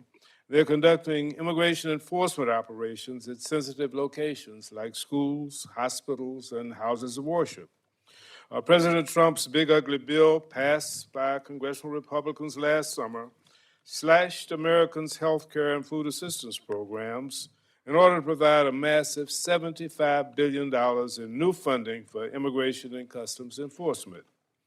But the bill before us today seeks to eliminate any internal oversight meant to help ensure that the Department of Homeland Security respects American civil liberties and treats detained individuals with care and with dignity. The bill cuts funding for the Department of Homeland Security's Office for Civil Rights and Civil Liberties. It also reduces funding for the Office of Inspector General, which works to uncover waste, fraud, and abuse in the department. It totally guts funding for the Office of Immigration Detention Ombudsman, which leaves detention centers with limited oversight and limited accountability. These essential offices were created by Congress to ensure that we have the information and the resources needed to conduct proper oversight of the department. The last thing we should be doing is relinquishing our oversight authority to the President and the Office of Management and Budget. Just as troubling is the fact that the bill underfunds the offices and programs that are meant to protect Americans from foreign threats. It slashes over $250 million from the Cybersecurity and Infrastructure Security Agency, leaving the agency less capable of defending against foreign threats to our government institutions, our power grids, and hospitals. The bill cuts over $347 million from the Transportation Security Agency and does nothing to stop the Trump administration in its attempts to eliminate employee collective bargaining rights at the agency. While I cannot support the bill in its current form, I'm encouraged to see that the majority has prioritized disaster relief funding and FEMA grants in the bill, as well as increased funding for the United States Coast Guard and the Secret Service. There are bipartisan provisions in the legislation, but they are diminished by the chaos and the lawlessness that the Trump administration has unleashed on the American people in the name of immigration enforcement. It appears that congressional Republicans have moved forward with yet another partisan immigration enforcement bill to further supercharge that chaos to the tune of an additional $70 billion. The Trump administration claimed that its deportation policy would focus on violent felons who are in the United States illegally. But over the past 2 years, ICE has aggressively swept up law-abiding citizens and immigrant families and American citizens alike, even killing 2 Americans in Minnesota. The American people are asking us to protect them and their neighbors from federal overreach and to help ensure that ICE and CPB behave like every other professional law enforcement agency. We need judicial warrant requirements, a ban on mask agents. We need to prohibit immigration operations at sensitive locations like schools and churches, and interracial profiling, and to allow independent investigations into ICE misconduct. This Homeland Security Appropriations bill is not worthy of presentation to the American people. It does not secure our homeland. It represents overreach by the government and abuse of the American people. It begs for transparency and guardrails. So I urge my colleagues to vote no. We can do better. And with that, I yield back the balance of my time. Thank you, gentlemen. The gentleman from Arizona, Mr. Siscomani, is recognized for general remarks on the bill. Thank you, Mr. Chairman. I rise today in strong support of the FY27 Homeland Security Bill, which provides the Department of Homeland Security with the stability and resources that it needs to protect our nation. Now, before I address this bill, I want to take a moment to note what occurred on the House floor today, as it was mentioned previously already. For the fifth time this year, this body voted to fully fund the Department of Homeland Security following a shutdown of about 115 days that did not need to happen. The repeated disruptions to DHS operations, to our border security, our aviation security, our counterterrorism mission, are not without consequences, and the responsibility for that disruption lies squarely on every single person in this room and out of this room that repeatedly voted to defund Homeland Security in all our efforts. That is precisely why this bill matters so much. So let's not forget why we're here. Maybe it's correct that in no time in history or recent history we've seen both happen at the same time, but it wasn't by choice of this side of the room, certainly not. We have funded out of this room the FY27 package that then got caught up in politics and unfortunately undid the work, the good work done by both sides in this room to come to an agreement on the FY26 budget. And that's why what happened today on the floor was necessary. The FY27 Homeland Security Appropriations Bill is an opportunity to turn the page, to move from stopgates and shutdowns to stable, long-term funding that DHS has been denied for too long. I support this bill and urge my colleagues to prioritize stability and certainty for men and women who secure our homeland. Back home in Arizona and across my entire district, we see firsthand the consequences of DHS funding uncertainty. The impacts are immediate for families, for frontline workers, and for local communities that depend on a fully functioning Homeland Security system. As Vice Chair of this Subcommittee and House Appropriations on Homeland Security, I take this responsibility seriously. The men and women who secure our nation deserve certainty. Every delay weakens readiness and strains the workforce responsible for protecting Arizona communities and communities across our country represented in this room that I believe everybody here cares about. Core government functions require steady, uninterrupted support because America's security is not negotiable. Already more than 1,100 TSA officers have resigned this year, and I have heard directly from individuals who have gone over 100 days without pay. That should have never happened. This level of uncertainty is unsustainable and makes recruitment and retention even more difficult for the agencies that protect every single airport around this country. Families across Arizona, especially in southern Arizona, are feeling these effects every day as border-related challenges and enforcement pressures continue at the local level. We cannot allow the stop-and-go funding cycles and undermine the readiness of the critical agencies that protect communities. We must work long-term stability that ensures DHS can carry out its mission without any disruptions. This bill makes that possible. In this bill, we see $34.1 billion for Federal Emergency Management Agency for Disaster Preparedness, Response, and Recovery, $18.3 billion for U.S. Customs and Border Protection to secure the border, stop illicit drugs like fentanyl, and support the lawful trade and travel that Arizona and the nation rely on every day. $14.6 billion for U.S. Coast Guard for maritime safety, search, and rescue. $11.2 billion for Transportation Security Administration to secure airports and ensure safe air travel for millions of Americans. Together, these investments support the core functions of Homeland Security, from disaster response to border security to transportation. This bill strengthens efforts to counter fentanyl, support coordination with law enforcement, and improve disaster preparedness and response. It also increases support for firefighters and first responders so that they can staff up, upgrade equipment, and respond faster to all needs. And with the 50 seconds I have left, I'll say this. This year, Mr. Chairman, marks the 20th anniversary of my U.S. citizenship. I became a citizen in 2006 in September. I'm a proud immigrant. I'm proud of the heritage that I have. I'm proud of the work that we've done. I'm proud of this country, of course, and I'm grateful for it. I'm an adopted son into this nation. And with that comes with a responsibility of following our laws and making sure that we protect our land as well in our homeland. That's why this bill is so important. I am all about improving the immigration system and the process to enter legally into this country and work here if we want to, or stay here and study here and everything that comes with that. And there are laws that we have to abide by as well, and a land that we have to protect. We can't pretend like there aren't bad people trying to also come into this country. Many are coming in here to work and make a better life and pursuing that American dream, but many as well are coming in to do harm into our country. And that's why this bill matters so much in every single aspect, in every single area. So from personal experience, someone that actually went through the process, I don't know who else in this room has been able to do that and say that they went through the every step process to earn the work permit, then the green card, and then finally citizenship. And 16 years later, be elected to the United States Congress. No country in the world would ever allow that to anyone else except in this nation, the most grateful, generous nation on the face of the earth, also the most powerful nation and the most targeted nation. So that's what we have to defend it, and that's why this bill matters. So I urge my colleagues to support this bill. I yield back, sir. Thank you, gentlemen. The gentlelady from Ohio's captive recognized for reactions to the bill.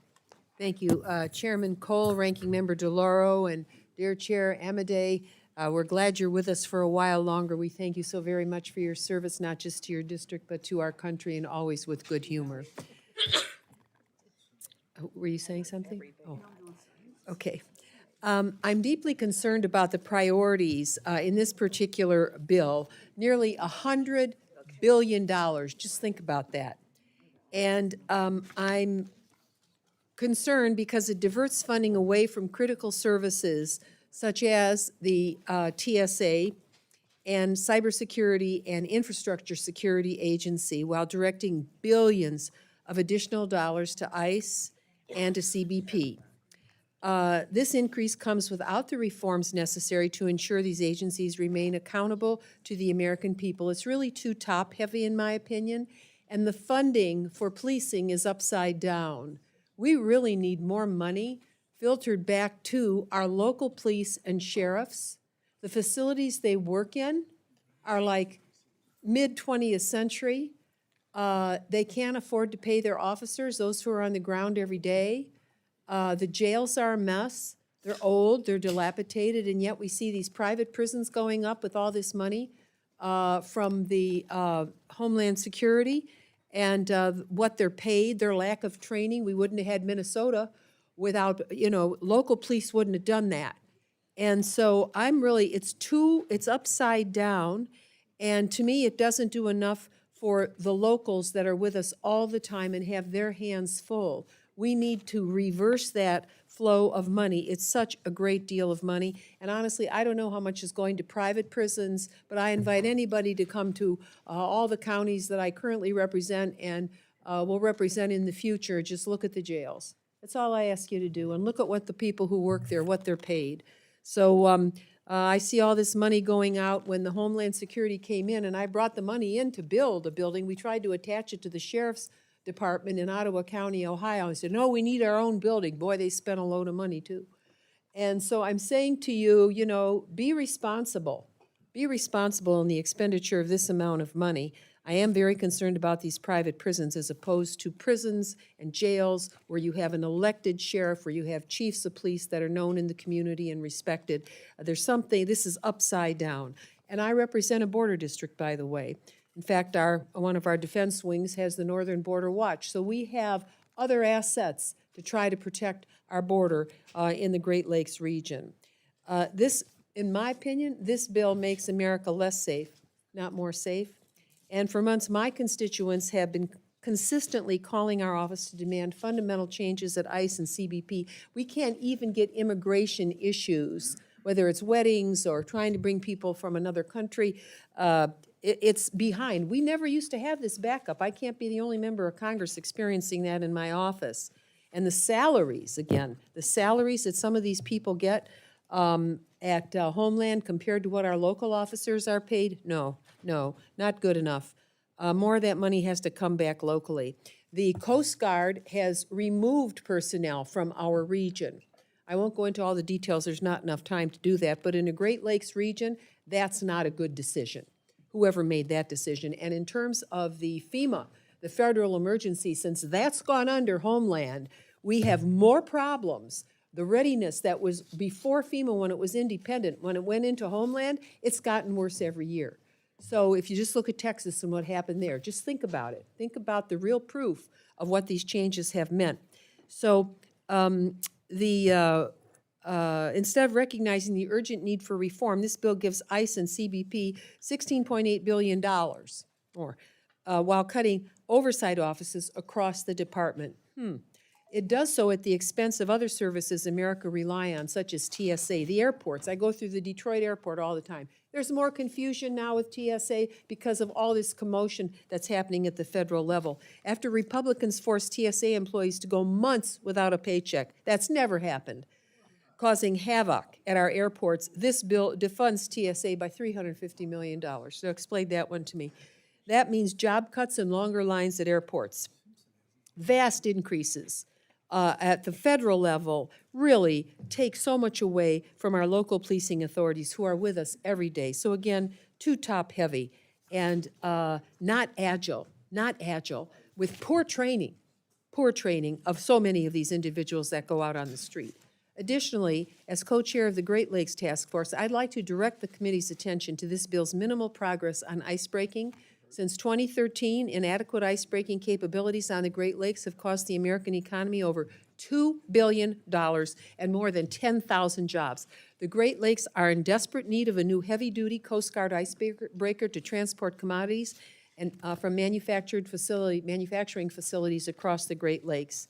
We need $250 million to finish the job. The bill only includes $30 million. Great.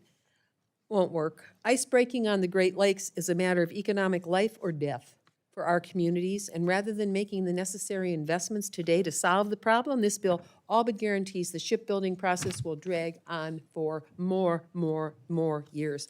Unless we adequately fund a Great Lakes icebreaker, we'll be hurting jobs and losing money, not saving it. Finally, Mr. Chairman, let me just say, the bill dramatically cuts our nascent cyber defenses. Russia, China, Iran, North Korea, and non-state actors are launching wave upon wave of cyber attacks, and we're not catching up. Americans are demanding reform. We need reform at Homeland Security, not showering them with more money. We expect excellence, and we need help at the local level first. Thank you, and I yield back, and obviously, I don't support this bill. Thank you, gentlelady. The gentlelady from Florida, Ms. Wasserman Schultz, is recognized for opening remarks. Thank you, Mr. Chairman. I want to thank my friend, Mr. Cuellar, my classmate from 2004, for his work, and also a farewell to my friend, Mr. Amadei, who on so many occasions has made us laugh and not taken himself too seriously, as has been said, and used his wry sense of humor to break up these many hours that we spend in these markups. And very often, he and I have been able to find a way to work together. And what's amazing about this committee is that oftentimes that coming together, because of our culture and because we do hold on to at least a few shreds of it, allows us to stand up spontaneously.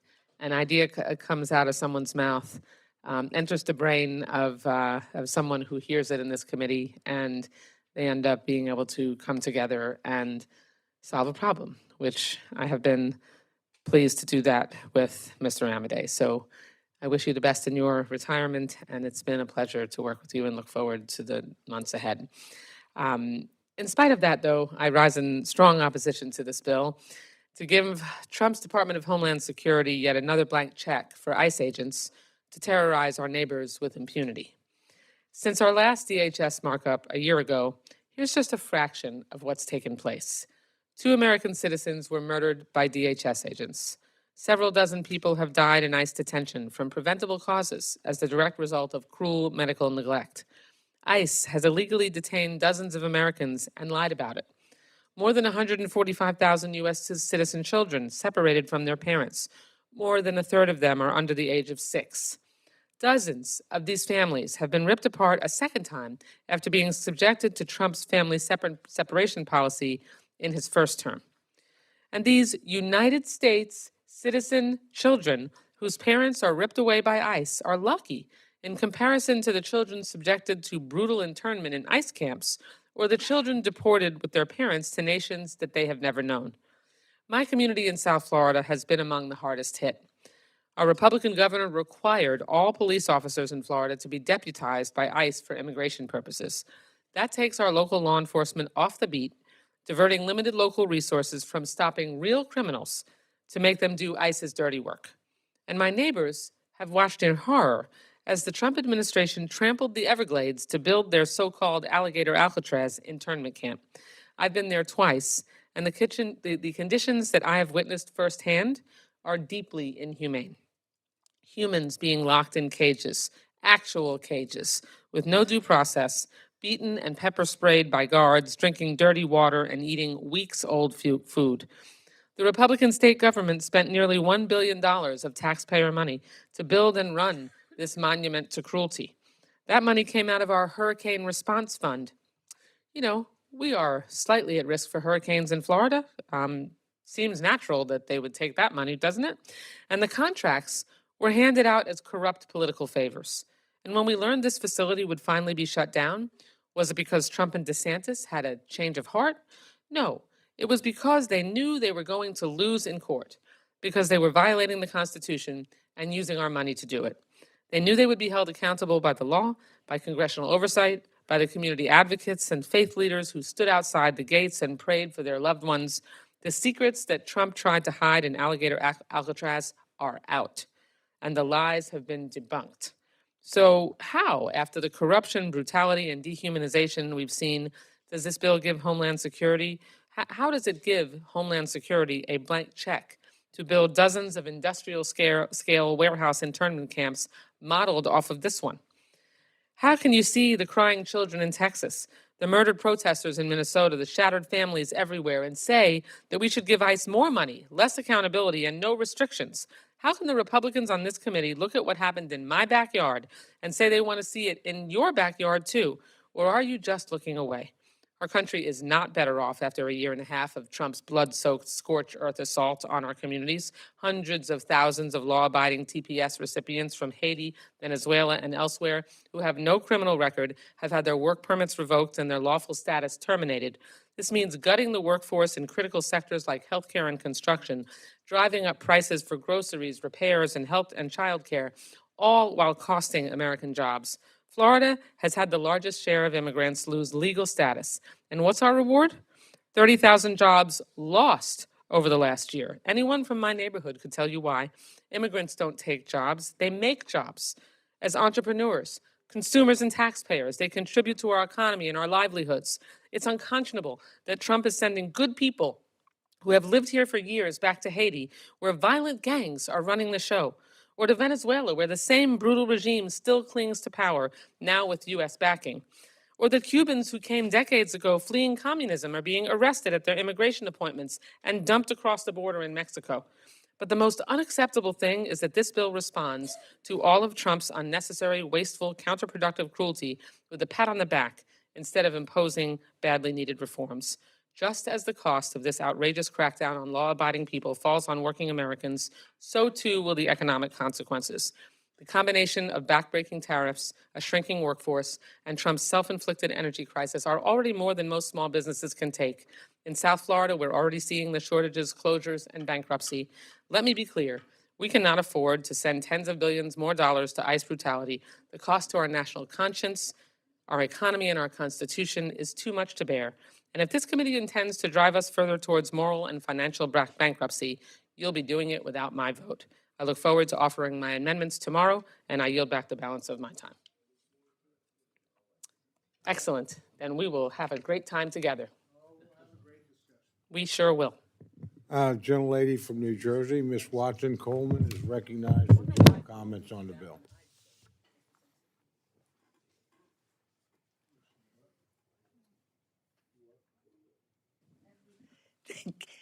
Thank you, Mr. Chairman. I stand in opposition to this bill. As we debate funding the Department of Homeland Security, thousands of ICE agents continue to terrorize communities across this country through their mass detain and deport operation. And it doesn't seem to matter who they target. According to the Brookings Institute, at least 400,000 people have been booked into ICE detention within the United States since the beginning of this administration. And around 70,000 people are currently held in detention. Out of those detained, roughly 70% have no criminal convictions, and the majority of the other 30% have committed minor offenses, including traffic violations. 90% of DHS's facilities are operated by for-profit private prison corporations like Core Civic and the GEO Group. The GEO Group actually operates a center in my home state of New Jersey, Delaney Hall. I'm pretty sure you've heard about Delaney Hall, the horrible conditions, the unsanitary food, the lack of proper medical care, and the cruelty of it all. Sadly, none of this matters to GEO Group or this administration, as the company has a $1 billion 15-year contract with ICE to operate the facility.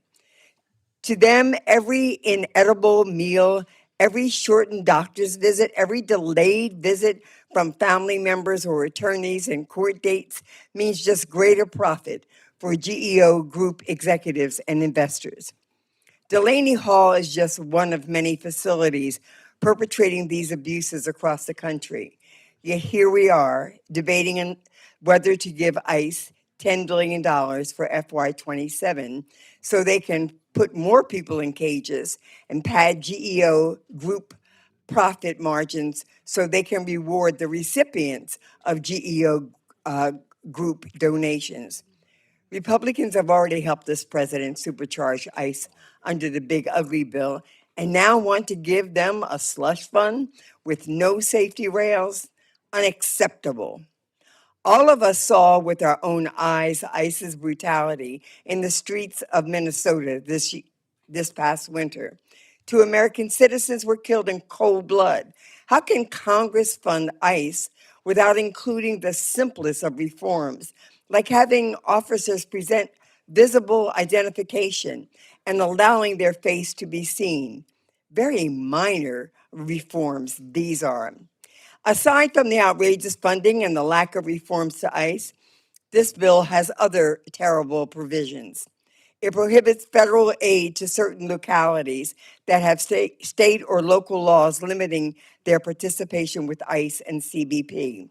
It imposes a higher burden of proof on asylum applicants. It prohibits USCIS from issuing work authorization to certain immigrants awaiting adjudication of their asylum applications. Finally, this legislation drastically cuts funding for cybersecurity and infrastructure protection, despite an increase in cyber attacks over the last several years, and despite the fact that we're in the middle of a war of Trump's choosing. As we approach the midterm elections and Americans' trust in our democracy has been shaken, this bill would make our elections less secure by limiting DHS's ability to help states protect the nation from foreign actors. In the last 18 months, Trump and his administration have shown its true desire to make America the least welcoming place on earth for anyone who is not white. Why else would white South Africans be the only ones welcomed as refugees, while Sudanese, Haitians, and Palestinians, and many others are struggling for real horrific conditions in their home countries? I don't understand how any of my colleagues on the other side can see what's happening, see the bill before them, and think that this is okay. Funding this DHS bill would be a rubber stamp on the cruelty of this administration. I, for one, will not be a part of it. Unless major changes are made, I not only stand in opposition to this legislation, I condemn it for the corrupt bargain that it represents. Thank you, Mr. Chairman. I yield back. Thank you, gentlelady. The gentlelady from Illinois, Mr. Underwood, is recognized for remarks on the bill. Thank you, Mr. Chairman. Today we're considering a bill that's supposed to make Americans safer. That should be the goal of every choice we make about our investments in Homeland Security. Unfortunately, my Republican colleagues keep making the opposite choice. Over and over, Democrats have raised serious concerns about policy choices at the Department of Homeland Security that have made us all less safe and betrayed our American values. We have demanded transparency. We've demanded accountability. We've demanded answers about detention conditions, civil rights violations, deaths in custody, violence in our streets, due process failures, corruption, and the treatment of American citizens and lawful residents caught up in immigration enforcement operations. Instead of answers, we've been met with silence. Instead of accountability, we have impunity. And now Secretary Mullen is asking Congress to reward his department's historically bad behavior with tens of billions of additional taxpayer dollars, even though he has never appeared before this committee to explain how he's spending the money he already has or why he thinks he deserves any more.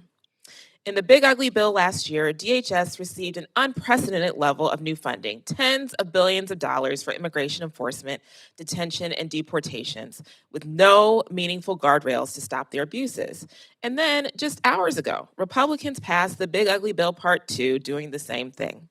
That's enough money for years of the same reckless, wasteful operations that we've seen from Trump's DHS. So why does this bill provide billions more on top of that? Where's all this taxpayer money going, and why won't Secretary Mullen come here to tell us? Of course, this bill doesn't increase funding for everything. Oh no, in fact, it cuts funding for oversight, cybersecurity, election protection, and much more. It slashes funding for the Office of the Inspector General, the Office of Civil Rights and Civil Liberties, and the Citizenship and Immigration Services Ombudsman. The priorities of my Republican colleagues could not possibly be clearer. They are choosing not to support accountability, transparency, or the rule of law, and we already know why. Over the last year, Americans have seen report after report of disturbing conditions within DHS detention facilities and immigration enforcement operations. We've seen detainees be abused, take their own lives, and we've even heard about alleged homicides at the hands of federal officers. But this bill punishes the Inspector General and makes it harder to document and expose those types of abuses. That makes it easier for the Trump administration to bury them. During my own oversight visits to detention facilities, I have witnessed unsafe and unsanitary conditions, inadequate medical care, overcrowding, prolonged detention, and persistent failures to protect the health and safety of people in government custody. This bill lets agents keep snatching people up off the street at churches, at schools, and in communities across the country without meaningful consequences. And it punishes legal immigrants while rewarding for-profit detention contractors with even more taxpayer dollars and less oversight. In other words, it makes it harder for regular people to follow the rules and easier for private prisons to break them. The Trump administration's mass detention scheme does not make America safer, but it does make a few rich people richer, which could lead some folks to wonder if that was the real goal all along. Investigative reporting has revealed that DHS has been paying prices far above the market rate for empty warehouses owned by companies that President Trump and members of his administration are invested in. So, Mr. Chairman, I'd like to draw your attention to an article titled, "A New Level of Corruption. DHS bought ICE warehouses from Trump cronies for 10 times the markup." I have extra copies here in case anyone hasn't seen it and read it for themselves. Well, families are being separated and communities are living in fear. The president and his friends appear to be making enormous profits from taxpayer-funded scams. Congress should be demanding answers, not funding even more waste, not funding even more fraud and abuse while defunding oversight. Foreign adversaries are increasingly targeting American hospitals, schools, utilities, transportation systems, businesses, and local governments. The American people deserve a Department of Homeland Security that actually keeps us safe from threats like these while upholding the Constitution and remaining accountable to Congress and the taxpayers that we serve. This bill fails at every step. I strongly oppose this legislation, and I urge my colleagues to do the same. And I yield back. Thank you, gentlelady, for remarks. The gentleman from New York, Mr. Morelli, is recognized for general remarks on the bill.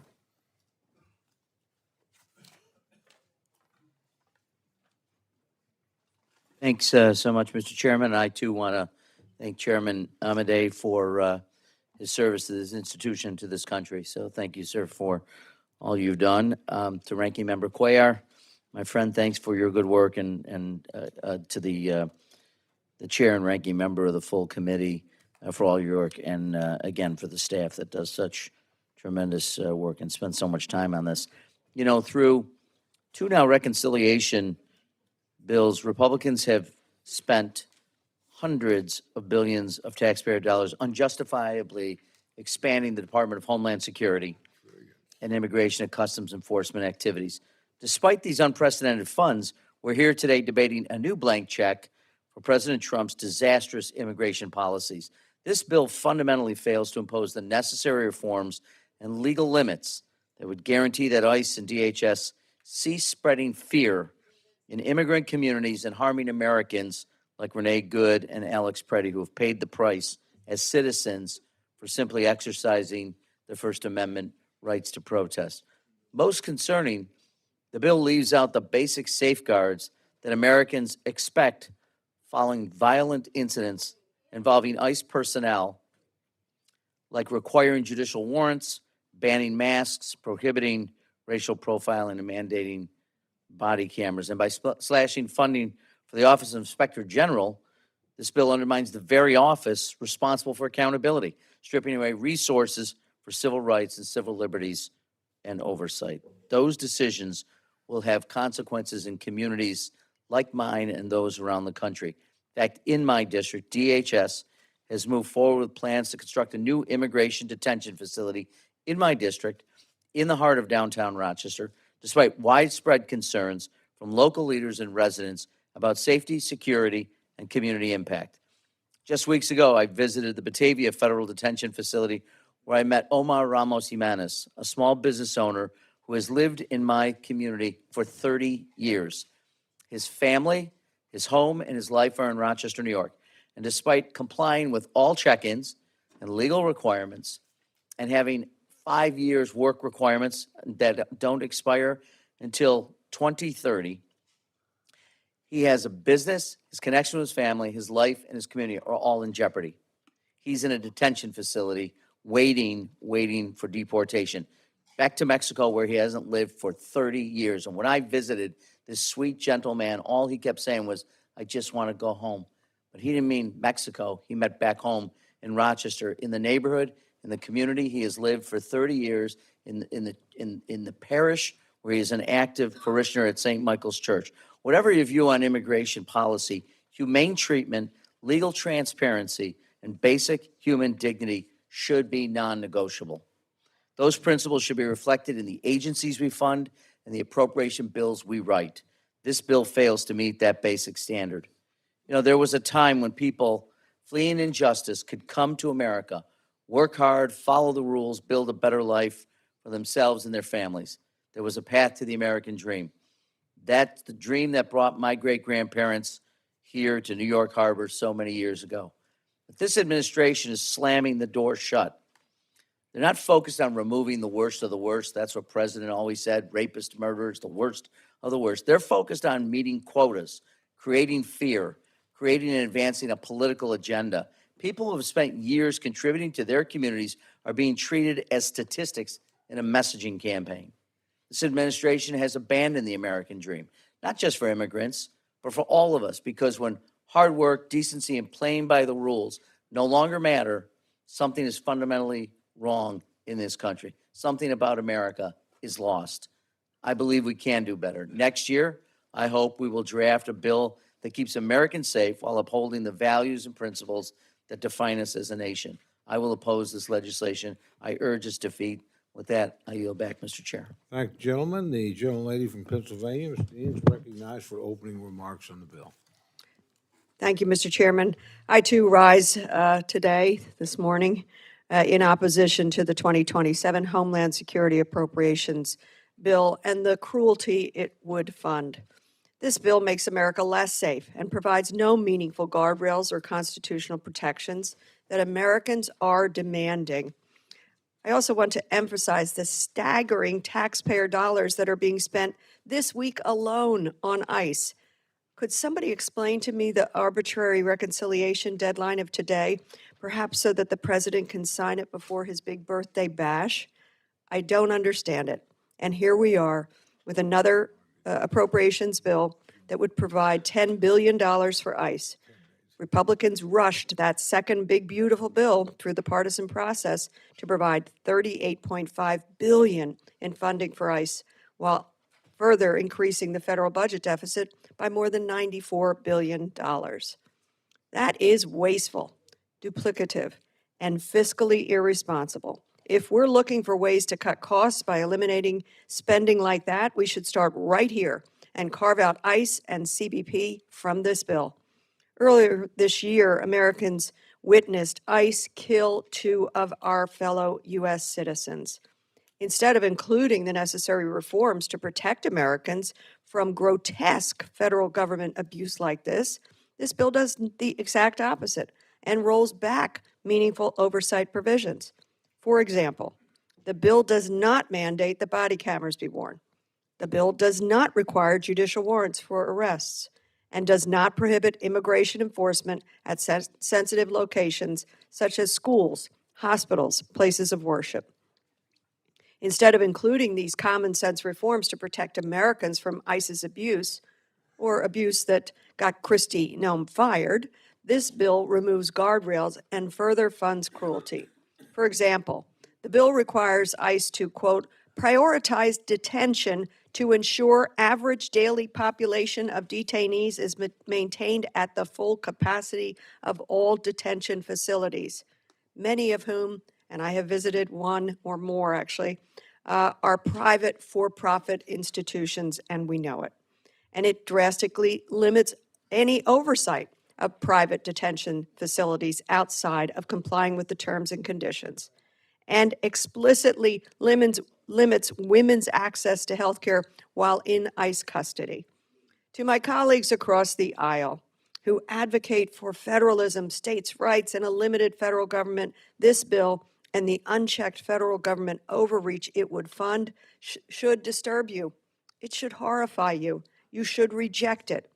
Federalism and state sovereignty doesn't mean sending masked federal agents into our communities to carry out military-style operations while destroying trust, terrifying civilians and citizens in law enforcement, through law enforcement. I think of Renee Good. I think of Alex Preddy. I think of the others we witnessed being beaten, terrorized, shot, gassed, maced. I think of a dead detainee in Philadelphia's ICE detention center. I think of the women, the children, and the families that I met in Dilley, Texas, a for-profit institution that the conditions were inhumane. We need to support local law enforcement, give them the resources and freedom to address their safety needs at the local level through community-based approaches. It means providing meaningful checks on the federal government to protect states against federal overreach, like requiring judicial warrants for arrests and protecting private data. I'll close with this, a message shared by Cardinal Robert Prevost, now Pope Leo, on what Donald Trump did to Kilmar Abrego Garcia. The Pope said, and I quote, "Do you not see the suffering? Is your conscience not disturbed? How can you stay quiet?" I yield back. Thank the gentlelady. Are there any other members wishing to address the amendment? Gentleman from Nevada reserved his time at the beginning, and I would ask the gentleman, is there anything he wishes to say before we move to the manager's amendment? Yes, please. Thank you for the recognition, Mr. Chairman.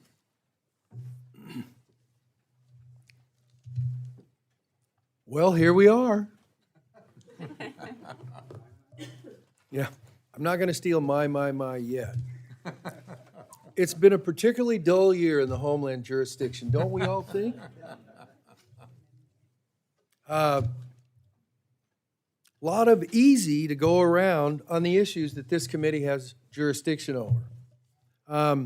Homeland Appropriations jurisdiction in the 119th Congress is the proverbial gift that keeps giving.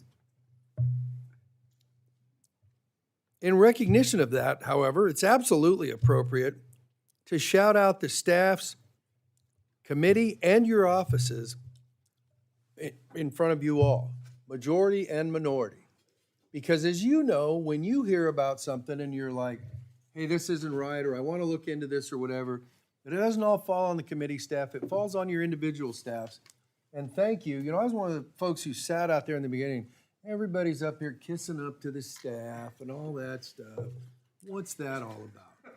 Well, I'm not a fast learner, but after a while, you're like, wow, the only thing that maybe sucks worse than the issues that we get, might as well make lemonade out of lemons, is what those folks deal with on both sides of the aisle, every day, personal and whatever. So I want to break with my long-standing tradition of indifference and say, thank you all. I'm glad you're here.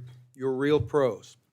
And while I'm doing that, I also, nothing against you members of this committee who couldn't pass the entrance exam to serve on the Homeland Subcommittee. But for those on both sides of the aisle who did get that lucky call, and let me tell you how I got there. Kay Granger had stepped down, and it's like, oh my God, there's going to be a shuffle and all that stuff. And so, you're sitting there wargaming all that stuff, and as you watch the moves be made one by one, and my colleague from Florida, who I'd served a long time on Ledge Branch with, I've been on Homeland for a long time, and this is a public confession, really liked it. I liked the jurisdiction. I liked dealing with all those people, blah, blah, blah. I was happy. And so it gets down to you're watching the moves, and it's like, well, Homeland's left, and the record should reflect he's not here. David Joyce was a quitter. He was my predecessor. And it gets down to Homeland, and I'm thinking about, well, when the chairman calls, I'm going to say, I kind of like Ledge Branch. And the call comes, and so I'm like, hey, Mr. Chairman. No, hey, how are you? Whatever. He goes, you got Homeland. And I'm not, once again, but it was said in a way that was like, I'm not soliciting your input. You got Homeland. And because I'm some days of average intelligence, I said, thank you very much, sir. I appreciate that. End of conversation. So when I talk to those of you who are on the committee, I want to say this. It's not been an easy time. And it sure as heck not been an easy job, regardless of what your registration is. And so I want to say thank you. I noticed that Ms. Underwood, said what she had to say and left because she was afraid I was going to say something. There you are. Good.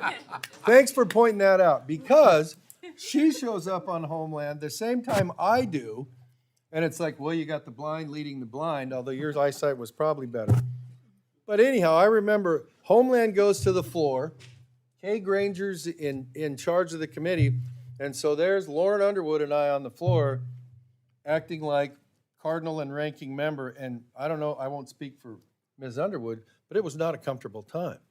And I will say this, everybody gives Henry all the accolades, and you've earned them all, but I will never forget my first ranking member, who, when we got done on the floor, I hope this isn't supposed to be a secret, I sent her flowers.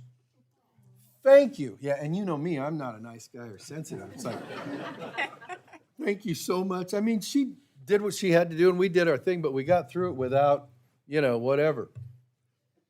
Henry Cuellar, Lauren Underwood, Mr. Case is obviously mad because I called him King. I think King sounds better than Case, but whatever.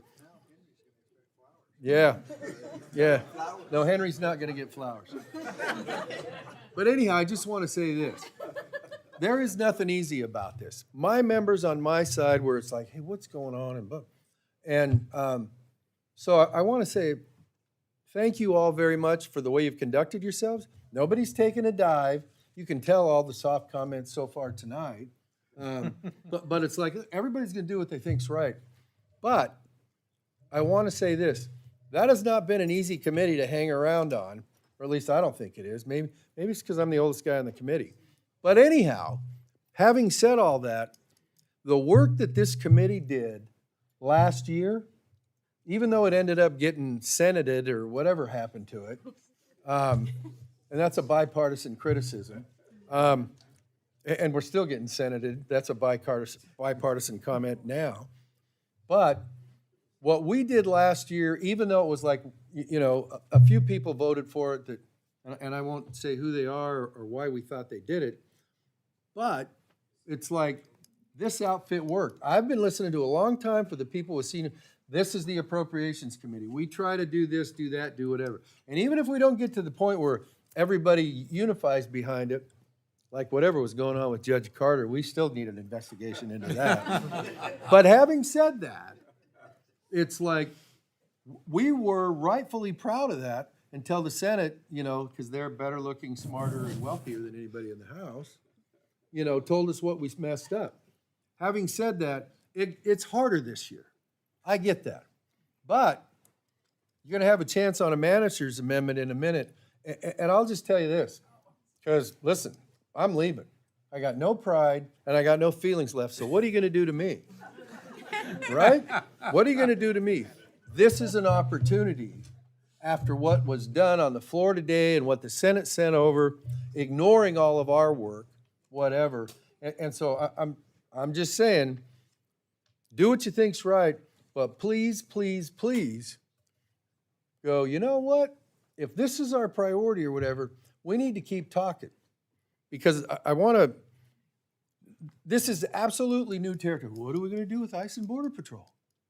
You know, we just did this bill, and it's in here. It's in here and staying in here for a reason. We need to have a statement about what we think the normal appropriations process is. And the manager's amendment, whether you vote for the bill or not, is an important part of proving that we are able to, on stuff we agree on, go, okay, to stake that ground. And let me tell you what, if you know anybody else that's in the federal legislature that's trying to do what this committee's doing, please let me know, because this is the only show in town. So with that, Jesus, I'm way over, but I'm not as far over as Henry was. I yield back. Thank you, Mr. Chairman. Who said late night comedy is dead? Seeing no other members wishing to make opening remarks, I'd like to recognize Chairman Amidei to offer a manager's amendment. Thank you, Mr. Chairman. I have an amendment at the desk, and I request that the reading be dispensed with. Without objection, the reading of the amendment is dispensed with, and the gentleman is recognized to explain his amendment. Thank you, Mr. Chairman. I thank the gentleman from Texas and his staff for working with us all on the manager's amendment in the spirit of bipartisan cooperation. I could go through some of the stuff that's in there, but it is the product of requests that came from both sides that we included. So I'm not going to sit up here and say, gee, isn't it wonderful? Nice Henry, nice Mark. There's stuff in here that I expect some of you to stand up and say, hey, we think's okay. I mean, it's because of you that it's in there. But I also want to preface it with this. I know many of you question voting on a bill in this committee that funds ICE and Border Patrol, while we just passed a reconciliation bill that provides 3 years of funding. The most important thing to remember is this. This is the first step, not the last step. We wrote the bill before us well before reconciliation passed, and frankly, it represents the way these agencies should be funded through the normal appropriations process, not, and this represents, ladies and gentlemen, this is the first time we've ever tried to fund operations with reconciliation. That's never been done before. So if you think the die's cast, then I would encourage you, when you wake up in a couple hours, to think again, because there is opportunity here. And I'm not going to go through the recriminations, blah, blah, blah. I'll just say, I will say this. The entire Senate agreed to gut the appropriations process by sending us a bill that basically needs special funding for two agencies in an appropriations bill that has never been divided before. So what's next? Should we just cross ICE out and Border Patrol from this bill and call it a day? I don't believe that's prudent, and I don't think you guys will too on reflection. This bill and report and this manager's amendment contain important oversight provisions for ICE and Border Patrol. Also, there's language that reflects your requests and your priorities, provisions important to your districts, already in the bill and also in this manager's amendment. Now I agree that we don't want to double fund ICE and Border Patrol, but what I do want is for us to think deliberatively and carefully about how we preserve the important provisions in this bill. We will have an opportunity to preserve those provisions, but you got to look for them so that we can work together on that. I understand, this is even more good news, the Senate is not moving forward with markups anytime soon. So we're going to have plenty of time to put some pen to paper and consider our options. My recommendation is that we press forward. This manager's amendment is the first step in that. Passing that out of committee, and let's preserve the good work that we did last year and what we're going to add to it this year. Thank you, Mr. Chairman. I yield back. I urge your support. I thank gentlemen. The gentleman from Texas, Mr. Cuellar, is recognized to discuss the manager's amendment. Thank you, Mr. Chairman and Ranking Member, and to my friend, Chairman Amadei. I do agree with them. If you look at the different amendments that got added, it was a strong effort to make sure that we went over the different amendments, and there were amendments that were added on both sides of the aisle. So I certainly want to thank both the majority and the minority staff because they worked together. And Chairman Amadei, I have to say this is, I've seen a lot of good manager's amendment as Mike Simpson and all the folks, but I have to say you really put an effort, we put an effort to add as many of the priorities that the members have. So with that, no objections to this amendment. I encourage my colleagues to support it. Now I yield back. Thank gentlemen. Gentlelady from Florida, Ms. Wasserman Schultz, recognized for comments on the manager's amendment. Chairman. Thank you, Mr. Chairman. I also want to add my thanks to the subcommittee chairman and ranking member, Mr. Amadei and Mr. Cuellar, for including an additional $40 million for the nonprofit security grant program and allowing the funds to be used to hire security personnel. I'm grateful to all of the other bipartisan members who joined me in supporting this request. And while this is funding that is still not as much as I'd like to see or anywhere near the funding that is necessary given the drastic rise in anti-Semitism, hate crimes, and recent deadly attacks against the Muslim community in San Diego and the Jewish community here in Washington, it is certainly a small step in the right direction. A few weeks ago, the House unanimously passed my resolution marking Jewish American Heritage Month. And that resolution pointed out two facts.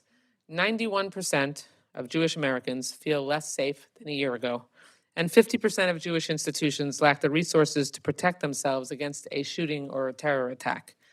And many other communities haven't been able to access nearly as much in the way of security resources, like historically Black colleges and universities and minority-serving churches and mosques.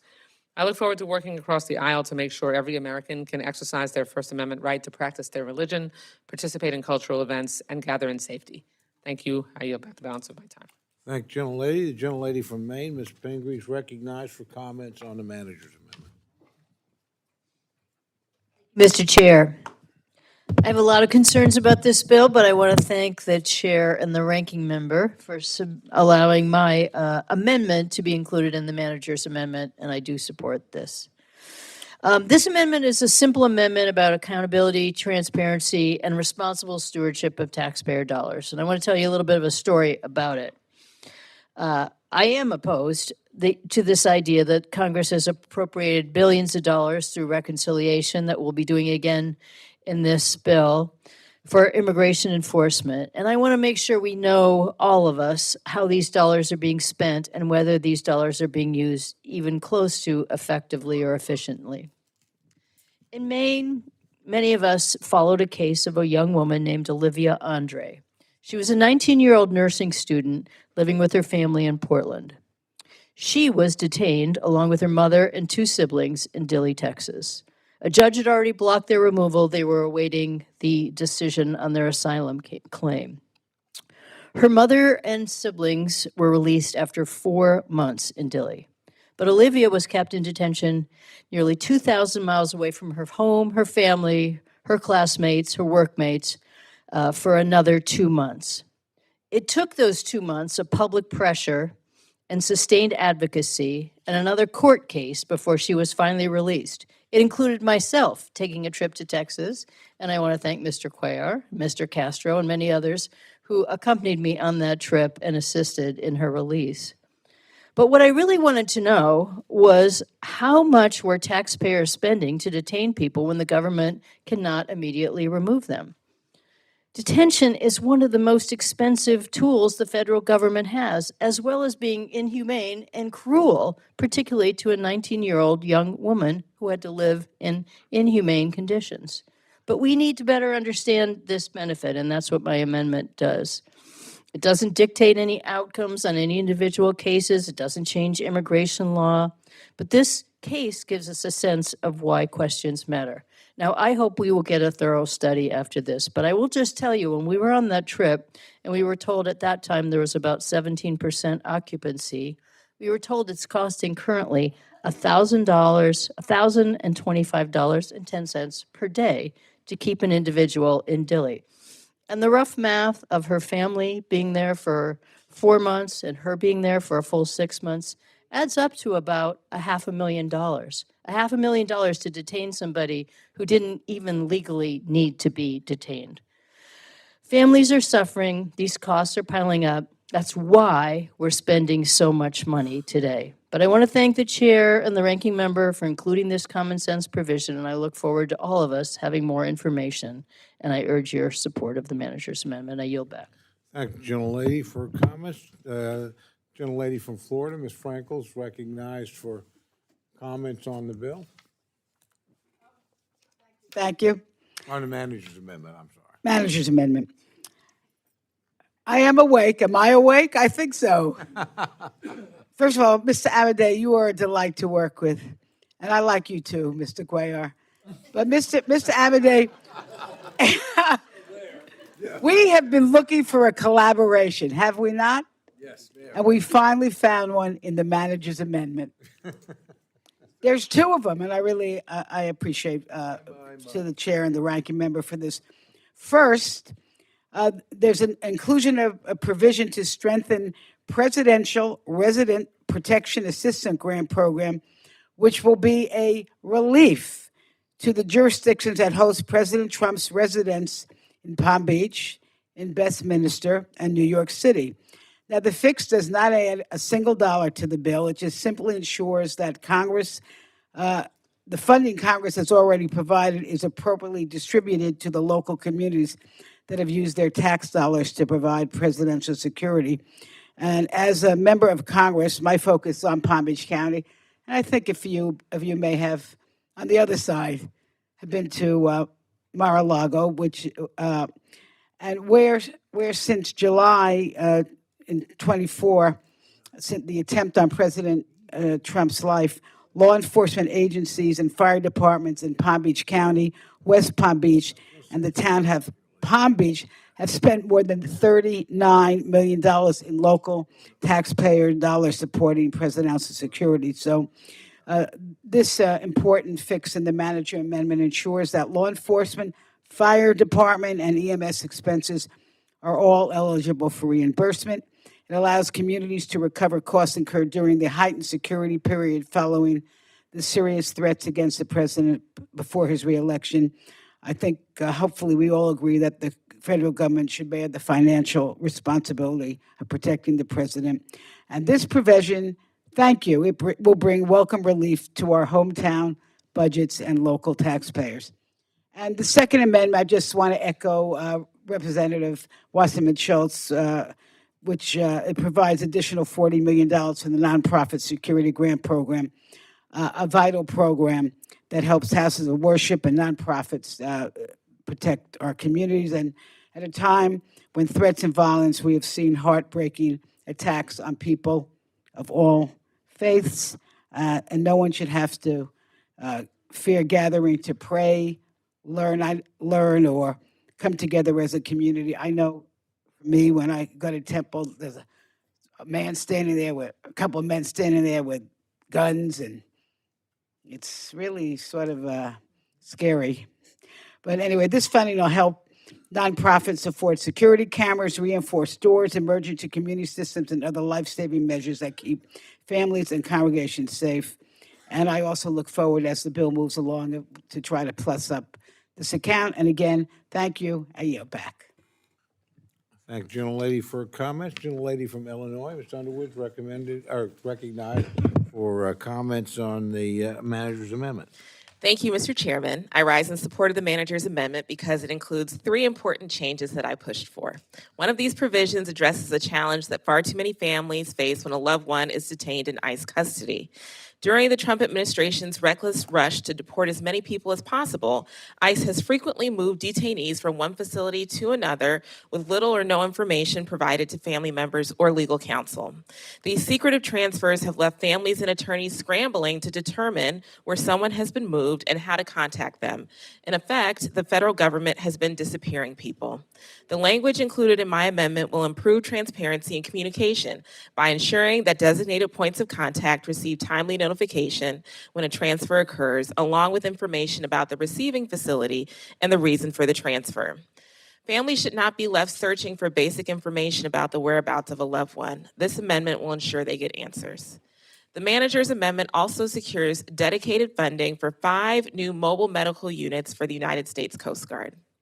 Coast Guard personnel and their families serve in some of the most remote and geographically isolated communities in our country, where access to health care can be limited and often requires lengthy travel for everything from routine appointments to specialist treatment. The Coast Guard's ability to recruit and retain a strong workforce depends on quality of life we can offer to service members and their families, and the bare minimum is ensuring that they can access the medical care that they need. These new mobile medical units will help bring healthcare closer to Coast Guard families, improving access to essential services while supporting readiness across the force. Lastly, the manager's amendment includes my reporting requirement on the availability and condition of Coast Guard housing. Whenever I speak with our Coast Guard service members, I hear concerns about housing shortages, maintenance backlogs, long wait lists, and units that remain unavailable because of unresolved health and safety concerns. Yet Congress still lacks a complete understanding of the scope of these challenges across the service. This report will provide critical information about housing inventory, occupancy rates, repair backlogs, vacant units, and future housing needs. That information will help Congress better understand where resources are needed and ensure that safe and reliable housing is a reality throughout the Coast Guard. Taken together, these 3 provisions advance transparency, accountability, and support for the families and service members who depend on these systems every day. Thank you for working with me on these issues. I urge my colleagues to support this amendment, and I yield back. Thank the gentlelady for her comments. Let me, before we move to a vote, I'm going to yield to myself to make a couple of comments. Number one, I want to thank the chairman and the ranking member again. I don't have any illusions about where we'll be at the end of the bill, but I appreciate working together on the manager's amendment because in my view, it shows you can always find ways to get something done, even if you don't agree with the final product. It's a productive exercise. It would have been easy for both of you not to do that and for the other members not to do that too, and I'm very grateful that you did. I will offer an opinion, speaking only for myself, that we have been in this extraordinary predicament over this piece of legislation, not largely because of anything in the House, but because of the Senate. You can like the filibuster or not like the filibuster. I don't particularly like it, but I know I'm not in the body that decides whether or not they're going to use it. But I think Democrats in the Senate have systematically misused the filibuster, a item which they all say they want to get rid of as soon as they can. They do not support it, but they've used it to thwart the appropriations process. There is a bipartisan majority in each chamber that was in favor of the Homeland Security bill. Whether you were or not, that's fine, but there was a bipartisan majority in both chambers. And it's Democrats in the Senate that decided that's not enough. And frankly, it was Republicans that allowed them to do that. And in my view, it's a decision collectively by the Senate to put the filibuster above the normal appropriations process. The filibuster is a Senate rule. It's not in the Constitution. It's not the law of the land. It's a rule. And it's been changed over and over again throughout its history. The number of senators it takes, the appointment process most recently when it was done away with because first the Democrats thought the Republicans were being too restrictive on judicial appointments, and then Republican says, we're going to fix you, we'll do it on the Supreme Court, which you left, and it's been a tit for tat. That is not nearly as reliable as the appropriations process, which is constitutional Article I authority of Congress. This body exercised that, and we can agree or disagree with it. I've been both sides of those arguments. The Senate did not. It resorted to its rule, and it's created absolute chaos and acrimony. And I want to again thank the chairman and thank the ranking member because they fought through that and they got to a solution last year. They've started the process of working together this year. And we'll just see where we both end up. But I will tell you this, today I'd rather be on this committee where we're at than on the Senate Appropriations Committee where they're at. And I want to end with this. I want to thank all of you that are here or any place else. I know there's a few watching undoubtedly at Garbarino's Bar and Grill around the corner. But I know it's been a very, very long day. And I really want to thank all of you for sticking with it. I want to thank you for your demeanor in debate with one another, finding common ground where you can, disagreeing civilly and respectfully where you can. And that's the way the business is done. And I could not be prouder of you on both sides of the aisle than I am today. And I know you hate me now, but tomorrow night when we're done, you'll thank me. You don't have to do it publicly or even out loud. Just say, thank God I don't have to go back to appropriation. So thank you for working with us and helping us get that done. With that, no, I'm not going to let anybody else speak. Okay. You're a big guy when you get up, man. So I want to recognize Chairman Amadei for 1 minute to close, and we'll get out of here. Chairman's recognized. I yield back. Perfect concluding speech. With that, here we go. Yeah, we are going to vote on the amendment. The question is on the amendment. All those in favor say aye. Aye. All opposed say no. Pending the chair, the ayes have it. The committee now stands in recess until, remember this, 10 a.m. tomorrow, a little bit, an hour earlier than today. Whoa. That was real.